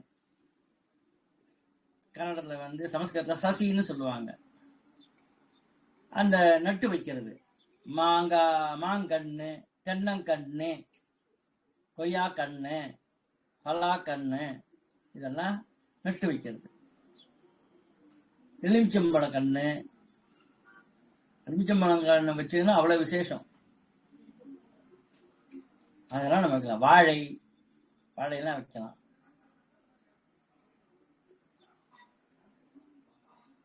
இப்படிலாம் பண்ணீங்கன்னா அந்த பழம் நிறைந்த மரத்தை வெட்டின பாவம், இந்த பிராமணர்களுக்கு நீங்க செஞ்ச பாவம், இது எல்லாமே வந்து குலதெய்வத்தை வருஷத்துக்கு ஒரு வாட்டி பாட்டா இந்த பாவம்லாம் சரியா போயிடுங்க. ஆச்சுங்க. 7 கிரகத்தை நம்ம முடிச்சாச்சுங்க. அடுத்தது வரக்கூடியவர் சுக்கிரன். இந்த சுக்கிரன்கிறவர் மெயின்ங்க. பெண்ணா இருந்தா இந்த சுக்கிரன் வந்து கணவனாகவும், பையனா இருந்தா மனைவி வந்து இந்த சுக்கிரனாகவும் ஆக்ட் பண்ணக்கூடிய ஒரு பவர்ஃபுல் கிரகம் இந்த கிரகங்க. ஸோ இந்த சுக்கிரன் இருந்தா கூட முதல்ல குரு இருந்தா பழம் நிறைந்த மரத்தை வெட்டுறதுன்னு சொன்னோம். இது வந்து புஷ்பம் நிறைந்த மரம். இப்ப ஜாதிப்பூ, மல்லிப்பூ, சில வாசனை இருக்கிற ரோஜா பூ கூட இருக்கு. இந்த செம்பருத்தி, தாசவாளம் சொல்லுவாங்க கன்னடத்துல.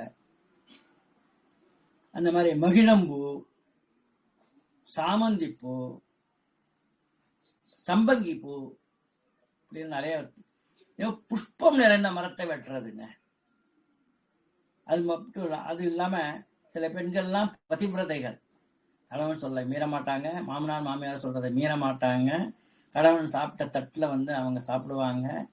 இவங்கெல்லாம் பதிவிரதைகள்னு சொல்றாங்க. அந்த பதிவிரதைகள்கிட்ட சாபம் வாங்கிறது, அவன் மோசமானவையா அப்படின்னு சொல்லிட்டு பேசுறது. வாய் இருக்குன்னு எதை வேணா பேசக்கூடாது. நமக்கு தெரியாத விஷயம் நம்ம பேசக்கூடாது. நல்ல விஷயங்களை பேசணும், கெட்ட விஷயங்களை பேசக்கூடாது. அதனால நல்ல விஷயங்களை மட்டும்தான் ஒருத்தர் பேசணும் அப்படிங்கிறது நம்ம தெரிஞ்சுக்கணும். இந்த ஜோதிடம் நமக்கு அதுதான் உணர்த்துது. கெட்டது பேசவே பேசாது. நல்லது மட்டும் பேசு. அந்த மாதிரி பதிவிரதைகளை வந்து கேரக்டர் அசாசினேட் பண்றது, அவங்க கேரக்டரை வந்து தப்பு தப்பா பேசுறது, இதெல்லாம் பண்ணதுனால 5வது வீட்டுல சுக்கிரன் இருப்பாருங்க. அப்புறம் பசுவின் குலம், பசுவையே இப்ப இது பண்ணி புச்சு பண்ணி வெட்டி பசு மாம்சம் சாப்பிட்றாங்க. ஆடு மாம்சம் காஸ்ட்லின்னு சொல்லிட்டு பசு மாம்சம் சாப்பிட்றாங்க. அது மாதிரி அந்த துர்தேவதை யக்ஷி, அதனால அந்த மாதிரி வரக்கூடிய ஒரு பாவங்கள். இன்னொருத்தரை அடுத்தவன் பிறன் மனைவிய காம கண்ணோட்டத்தோட பார்த்து அந்த மாதிரி தப்பான எண்ணத்தோட போய் கணவன் அந்த ஆளு வீட்டுல இல்லாதப்ப அவங்கள சில்மசம் பண்றது, தோன்றது, இடுப்பு பிடிக்குது, அங்கப்படுறது, தட்டுறது, கட்டி பிடிச்சிட்டு முத்தம் கொடுக்கறது, இந்த மாதிரி ரொம்ப இது ஆச்சுன்னாக்கா வேட்கை காம வேட்கையை தீர்த்துக்கிறது, இதை மாதிரிலாம் பண்றாங்க இல்லையா, அவங்களுக்கெல்லாம் இந்த 5ஆம் வீட்டுல வந்து இந்த சுக்கிரன் போய் உக்காந்து பாருங்க. சரிங்க, எல்லாம் முடிஞ்சுங்க. இப்ப கட்ட கடைசியில நம்ம வராரு. யாரு வராரு? யம தர்மராஜா வராரு.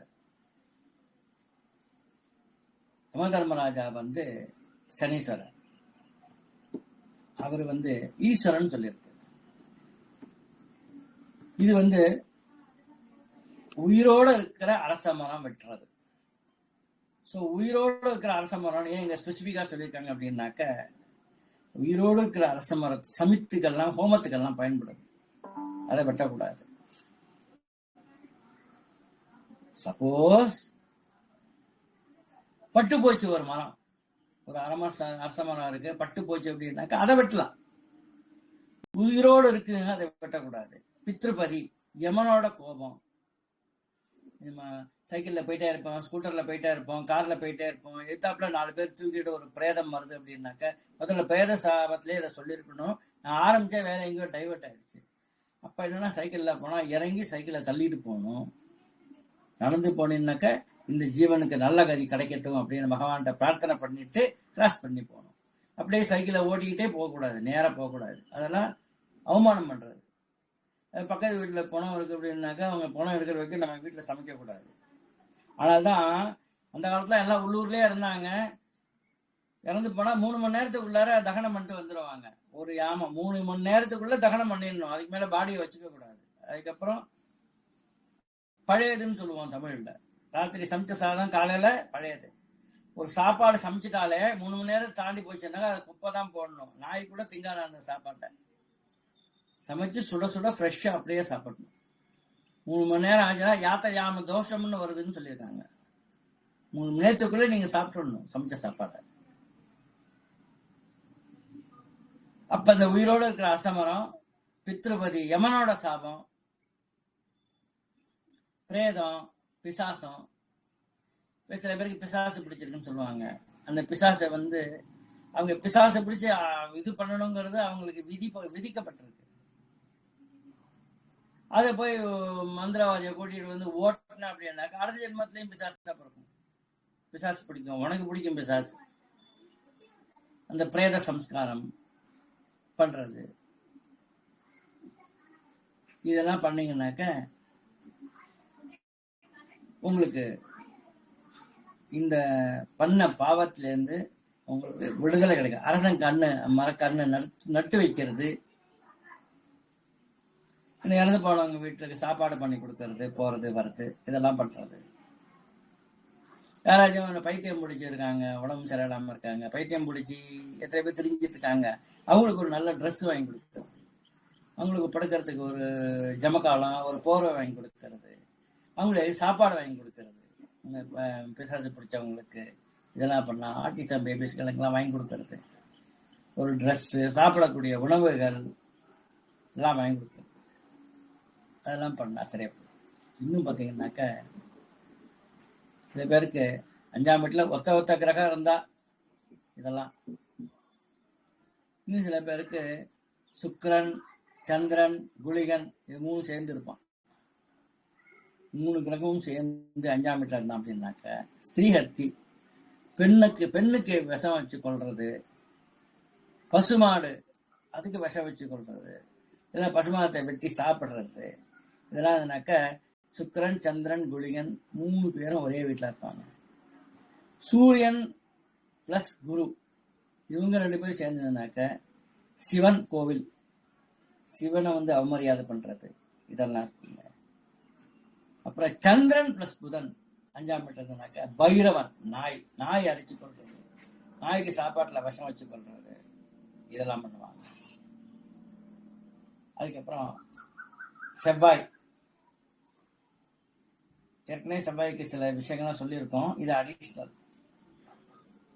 இங்கேயும் பைரவன் சாபம், சிவன் சாபம். காசிக்கு போனா அந்த பைரவ சன்னதியே இருக்கு. சரி, சனி இருக்கு. அதுக்கு பாத்தீங்கன்னாக்க இந்த சூரியனி தேவதைகள் ராகு, துர்கை, காளி, மகிஷாசுரமர்தினி, இந்த மாதிரி கையில சூளம் வச்சுட்டு இருக்காங்க இல்லையா, சூளத்தால சமாதானம் பண்ணி அரக்கன்களை வந்து சமாதானம் பண்ணாங்க, கொலை பண்றாங்க, உயிரை எடுக்கிறாங்க. அந்த சூரியனி தேவதைகள் அவங்களுக்கு அவமரியாதை பண்றது. அப்ப அந்த கோவிலுக்கு போய் விளக்கு போடுங்க. இப்ப நாய்க்கு வந்து ஒரு ஆகாரம் கொடுக்கறது, ஒரு பிஸ்கட் வாங்கி போடுறது, அது மாதிரி சிவன் கோவிலுக்கு அந்த மாதிரி சுத்தம் பண்ணி நல்லது பண்றது. இன்னொன்னு சூரியன் பிளஸ் சுக்கிரன் இவங்க 2 பேர் இருந்தாங்க அப்படின்னாக்க பார்வதி, சிவன் கோவில்ல பார்வதி சன்னிதானம் இருக்கும், அங்க ஏதாவது கெடுதல் பண்ணும். அந்த பார்வதி சன்னிதானத்துக்கு வந்து அபிஷேகத்துக்கு ஒரு மஞ்சள் அபிஷேகம், குங்கும அபிஷேகம், சந்தனாபிஷேகம்லாம் பண்ணுவாங்க. அந்த மாதிரி அபிஷேகம் பண்றதுக்கு திரவியங்கள் ஸ்நான பொடின்னு சொல்லி ஒன்று விற்கும். அந்த ஸ்நான பவுடர் போட்டு அபிஷேகம் பண்ணுவாங்க. ஸ்நான பொடின்னா பேர் அதுக்கு. மஞ்சள் அபிஷேகம் பண்ணுவாங்க, சந்தன அபிஷேகம் பண்ணுவாங்க, குங்கும அபிஷேகம் பண்ணுவாங்க, பால் அபிஷேகம் பண்ணுவாங்க, இளநீர், எது முடியுதோ அந்த பார்வதி சன்னிதானம், அம்பாள் சன்னதின்னு சொல்லுவோம், தாயார் சன்னதின்னு சொல்லுவோம், அதுக்கு நம்ம பண்றது. அதுக்கப்புறம் குரு, அவரும் கேது, குளிகன் இவங்க 3 பேரும் இருப்பாங்க. ஸோ பிராமண ஹத்தி. ஸோ இதுக்கு என்ன பரிகாரம் அப்படின்னாக்க ராமேஸ்வரத்தில் போய் சேது ஸ்நானம், சேதுன்னா பிரிட்ஜுன்னு அர்த்தம். முதல்ல வந்த பிரிட்ஜு ஹனுமார் கட்டினது சீதையை கண்டுபிடிக்கிறதுக்காக. ஹனுமார், சுக்ரீவன், கபிகள் எல்லாம் சேர்ந்து கட்டினது சேதுன்னா அதுதான். அப்பேற்பட்ட அந்த ராமேஸ்வரத்துல சேது ஸ்நானம், ராமாயணத்தை படிக்கிறது, பாராயணம் பண்றது. வேற ஜனங்கள், மற்ற ஜனங்கள்லாம் வந்து சிவ பூஜை பண்றது, பஞ்சாட்சர பூஜை அதெல்லாம் பண்றது. விஷ்ணு விரதம் அப்படின்னு ஒண்ணு இருக்கு, அது பண்றது. சிராவண துவாதசி, சிரவண நட்சத்திரம் துவாதசி வருது, சிராவண மாசம் ஆவணி மாசம் வரக்கூடிய துவாதசி அன்னைக்கு தானம் பண்றது. நிறைய கஷேத்திரங்களுக்கு எல்லாம் போறோம், தீர்த்த சார்த்தம் அப்படின்னு பண்றது. நாக பிரதிஷ்டை பண்றது, இல்லைன்னா தங்கத்துல நாகர் வாங்கி, பசு, தங்கத்திலே பசு, பூதானம், எள்ளு தானம், சொர்ணம், தங்க தானம், இவையெல்லாம் 1 கிராம் தங்கம் வாங்கி கொடுக்கறது. இவையெல்லாம் தானம் செஞ்சு பூஜை செஞ்சா இதெல்லாம் பரிகாரம் ஆயிடும். அதுக்கப்புறம்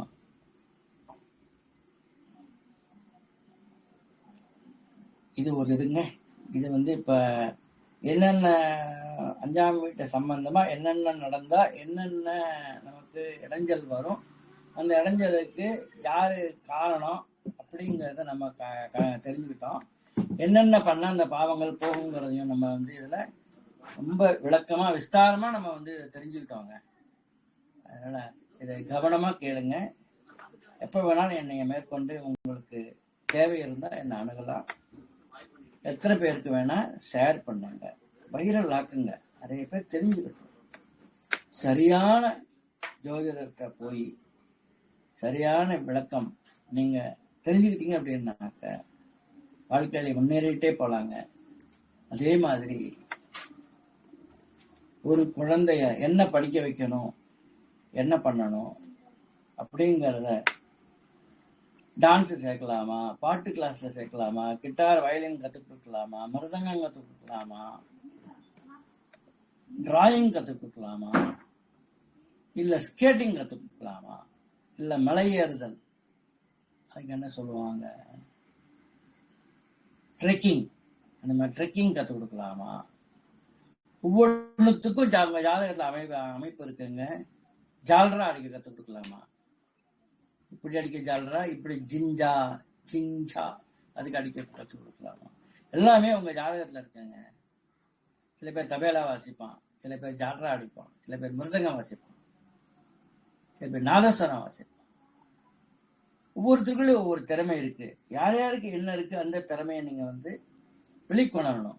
6 வயசுல 5 வயசு முடிஞ்சு 6வது வயசு ஆரம்பிக்கிறதுக்குள்ள என்கிட்ட வந்தீங்கன்னாக்க அவன் ஃபியூச்சர்ல இன்ஜினியர் ஆவானா, டாக்டர் ஆவானா, பயோகெமிஸ்ட்ரி படிப்பானா, லேப் டெக்னீஷியன் ஆவானா, எல்லாமே சொல்லிவிடுவாங்க.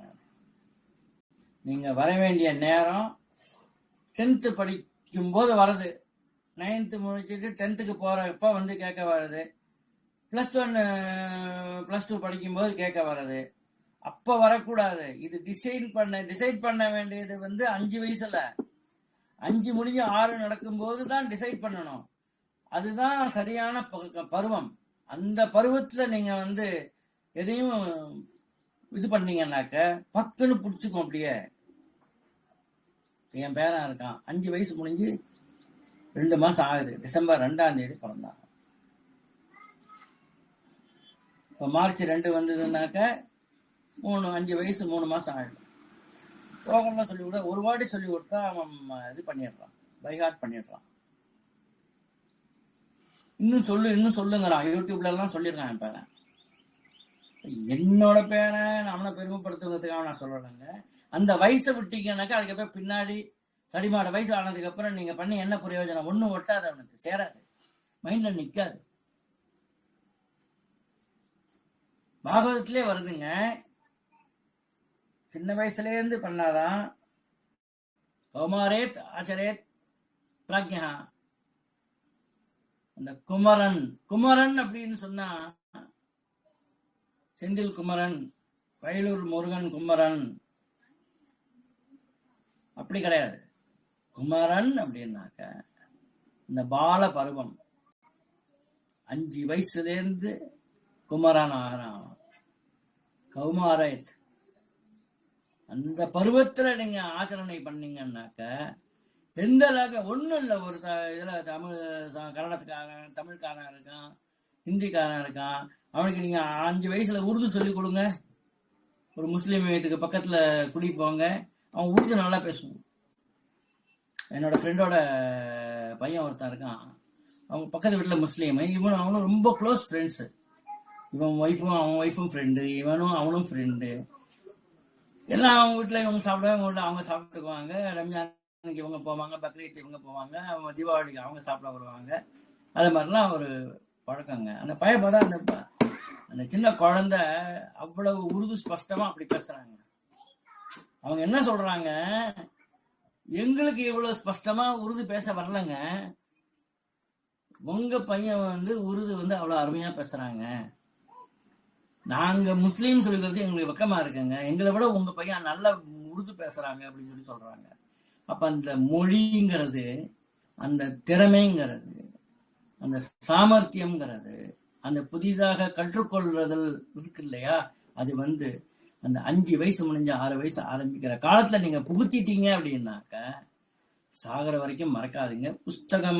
புஸ்தகம்தான் வேண்டாம், புஸ்தகங்கிறது வேண்டாம். இது பேர் மஸ்தகம்னு பேரு.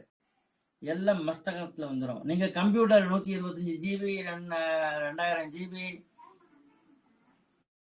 1 TB 1000 GBங்கிறான், 2 TB. என்னன்னா 2 TBல கம்ப்யூட்டர் வச்சு வீணா படிச்சு, அது வேற விஷயம். அப்படி பார்க்கும்போது அதை விட பல மடங்கு கெப்பாசிட்டி நம்ம பிரெயின் இருக்கு. அந்த காலத்துல சதுர்வேதின்னு சொல்லுவாங்க, 4 வேதங்கள், ரிக்வேதம், யஜுர்வேதம், சாமவேதம், அதர்வண வேதம். அத்தனை வேதத்துல மந்திர பாகங்கள் ஜாஸ்தி, சின்னதுதான் அது. அப்ப அந்த சதுர்வேதின்னு சொல்லிக்குவாங்க. அந்த 4 வேதங்களையும் அவங்க கற்றறிந்து எந்த புஸ்தகமும் இல்லாம கண்டபாடம்னு சொல்லுவாங்க. அப்படியே சொல்லுவாங்க. பிரகதி சகஸ்திரம்னு ஒண்ணு இருக்கு. இங்க திருவள்ளிக்கணியில அவரை தெரியாதவங்களே கிடையாது. காப்பிய ராமாச்சார்னு பேரு. காப்பிய ராமாச்சார்னு பேரு, கும்போணத்துக்காரர். அவர் கண்டபாடம் பிரகதி சகஸ்திரத்தை சொல்லுவாரு. அவர் பசங்கள்லாம் இருக்காங்க, அவங்களும் புஸ்தகத்தை பார்த்து சொல்றாங்க. அவரை மாதிரி கண்டபாடம் கிடையாது. அவங்களும் சொல்றாங்க, நல்லா சொல்லுவாங்க, அருமையா சொல்லுவாங்க. எங்க அப்பாவே குருவா இருந்தார். அவர் இந்த தமிழ்நாட்டிலேயே இந்தியாலேயே கண்டபாடமா பிரகதி சகஸ்திரம் சொல்லக்கூடிய ஒரே ஒரு மனுஷன் அவரு. அத மாதிரிலாம் புஸ்தகமே இல்லாம மஸ்தகத்திலேயே வச்சுக்கிட்டு ஒரு தப்பு இல்லாம அடுத்து சொல்லும்போது தப்ப திருத்தக்கூடிய ஒரு மதிநுட்பம் உடையவரா வாழ்ந்திருக்காங்க. சரி, இப்படியே கேஷுவலா பேசிட்டே போனா இந்த பதிவு ரொம்ப நீண்டதாயிடும். நான் இங்க இதை முடிச்சுக்கிறேன். ஸ்ரீ கிருஷ்ணார்ப்பணமஸ்து. அடுத்த பதிவுல இந்த குலதெய்வங்கள் நிறைய பேர் தெரியாம இருக்காங்க, அதெல்லாம் எப்படி கண்டுபிடிக்கிறது என்ன ஏதுங்கிறத பத்தி விவரம் பேசுறேன். யாருக்கு என்ன வேணாலும், யாருக்கு உங்க குழந்தைய நல்லபடியா கொண்டாடணும், அந்த அமைப்பு உங்க ஜாதகத்துல பையன் ஜாதகத்துல இருக்கா அப்படின்னு தெரிஞ்சுக்கணும் அப்படின்னாக்க 5 வயசு முடிந்து 6வது வயசு ஆரம்பிக்கும் போது என்னிடம் வாருங்கள். நான் சரியான வழியை உங்களுக்கு காட்டுறேன். 10வது போயிட்டு நான் டிப்ளமா போகட்டுமா, இது போகட்டுமா, நான் பேராமெடிக்கல் போகட்டுமா, எம்பிபிஎஸ் போகட்டுமா அப்படின்னு அப்ப கேட்காதீங்க. அப்ப டிசைட் பண்ற ஐடியமே கிடையாது. நீ கம்ப்யூட்டர் போகணுமா, கவர்மெண்ட் வேலைக்கு போகணுமா, யூபிஎஸ்சி எழுதி பெரிய ரேங்க் ஆபீசரா வரணுமா, கலெக்டர் ஆகணுமா, எல்லாமே 5 வயசுல நீ கண்டுபிடிக்கணும். நீ ஐஐடியில போய் சேரணுமா, 5 வயசுல கண்டுபிடிக்கணும். 5 வயசுலயும் தயாராகணும். ஐஐடி போறதுக்கு ஐஏஎஸ் பரீட்சை பாஸ் பண்ணணும்னாக்க 5 வயசுல தயாராகணும். 12 வயசுல நீங்க எதுவுமே ஆக முடியாது. மனுஷன் கூட ஆக முடியாது. 12 வயசுல 2வது படிக்கும் போது மனுஷன் கூட ஆக முடியாது. அது வரைக்கும் எப்படியே வளர்ந்துருந்தீங்களோ அப்படியேதான் இருப்பீங்க. அப்ப 5 வயது முடிந்து 6 வயசு முடியறதுக்குள்ளார, இன்னும் சொல்ல போனா 5 வயசு முடிஞ்சு 3 மாசத்துக்குள்ளார ஜாதகத்தை எடுத்துட்டு வாங்க. இது எந்த ஃபீல்டுக்கு போகணும், என்ன பண்ணணும், ஏது பண்ணணும் எல்லாம் சொல்றேன். அதை அந்த குழந்தைக்கு சொல்லி சொல்லி சொல்லி சொல்லி சொல்லி அந்த குழந்தைய அதை ஆம்பிஷனா வச்சுக்கிட்டு அப்படியே அதை வளர்ந்துச்சு அப்படின்னாக்க நல்லா வருங்க, அருமையா வருங்க. உங்க அமைப்புல இருக்கணும். தமிழ்ல கூட ஒரு பழமொழி உண்டு, ஆசை இருக்கு தாசில் பண்ண. தாசில்தாருங்கிறது ஒரு பெரிய போஸ்ட். அந்த காலத்துல எல்லாம் கலெக்டர்லாம் அப்புறம் வந்தது, இந்தியன் அட்மினிஸ்ட்ரேட்டிவ். முதல்ல எல்லாம் தாசில்தார் தான், தெசில்தார்பா. அந்த தெசில்தார் தான் முதல்ல. தாசில்தார்ங்கிறது அவ்வளவு பெரிய போஸ்ட். அதுக்கப்புறம் ஆர்டிஓ, டிஆர்ஓ, அப்புறம் கன்ஃபர்ட் ஐஏஎஸ், ஐபிஎஸ், ஐஎஃப்எஸ் எல்லாம் அப்புறம் வந்தது. அந்த தெசில்தார்னு சொல்லுவாங்க. அந்த தாசில்தார் ஆசை இருக்கு தாசில் பண்ண, அதிர்ஷ்டம் இருக்கு கழுத மேய்க்க. அதிர்ஷ்டம் கழுத மேய்க்கிறதுக்கு தான் இருக்கான். அவன் தாசில்தார் ஆகணும்னு நினைச்சானா முடியுமா? முடியாது. அப்ப யாருக்கு தாசில்தார் ஆகக்கூடிய அமைப்பு இருக்கு, யாருக்கு ஐஏஎஸ் ஆகக்கூடிய திறமை இருக்கு அப்படிங்கிறத 5 வயசுல கண்டுபிடிக்க. 5 வயசு 3 வாரங்க. இது வியாபாரத்தில் சொல்லவில்லை. தேவை என்றால் அணுகம். கிருஷ்ணா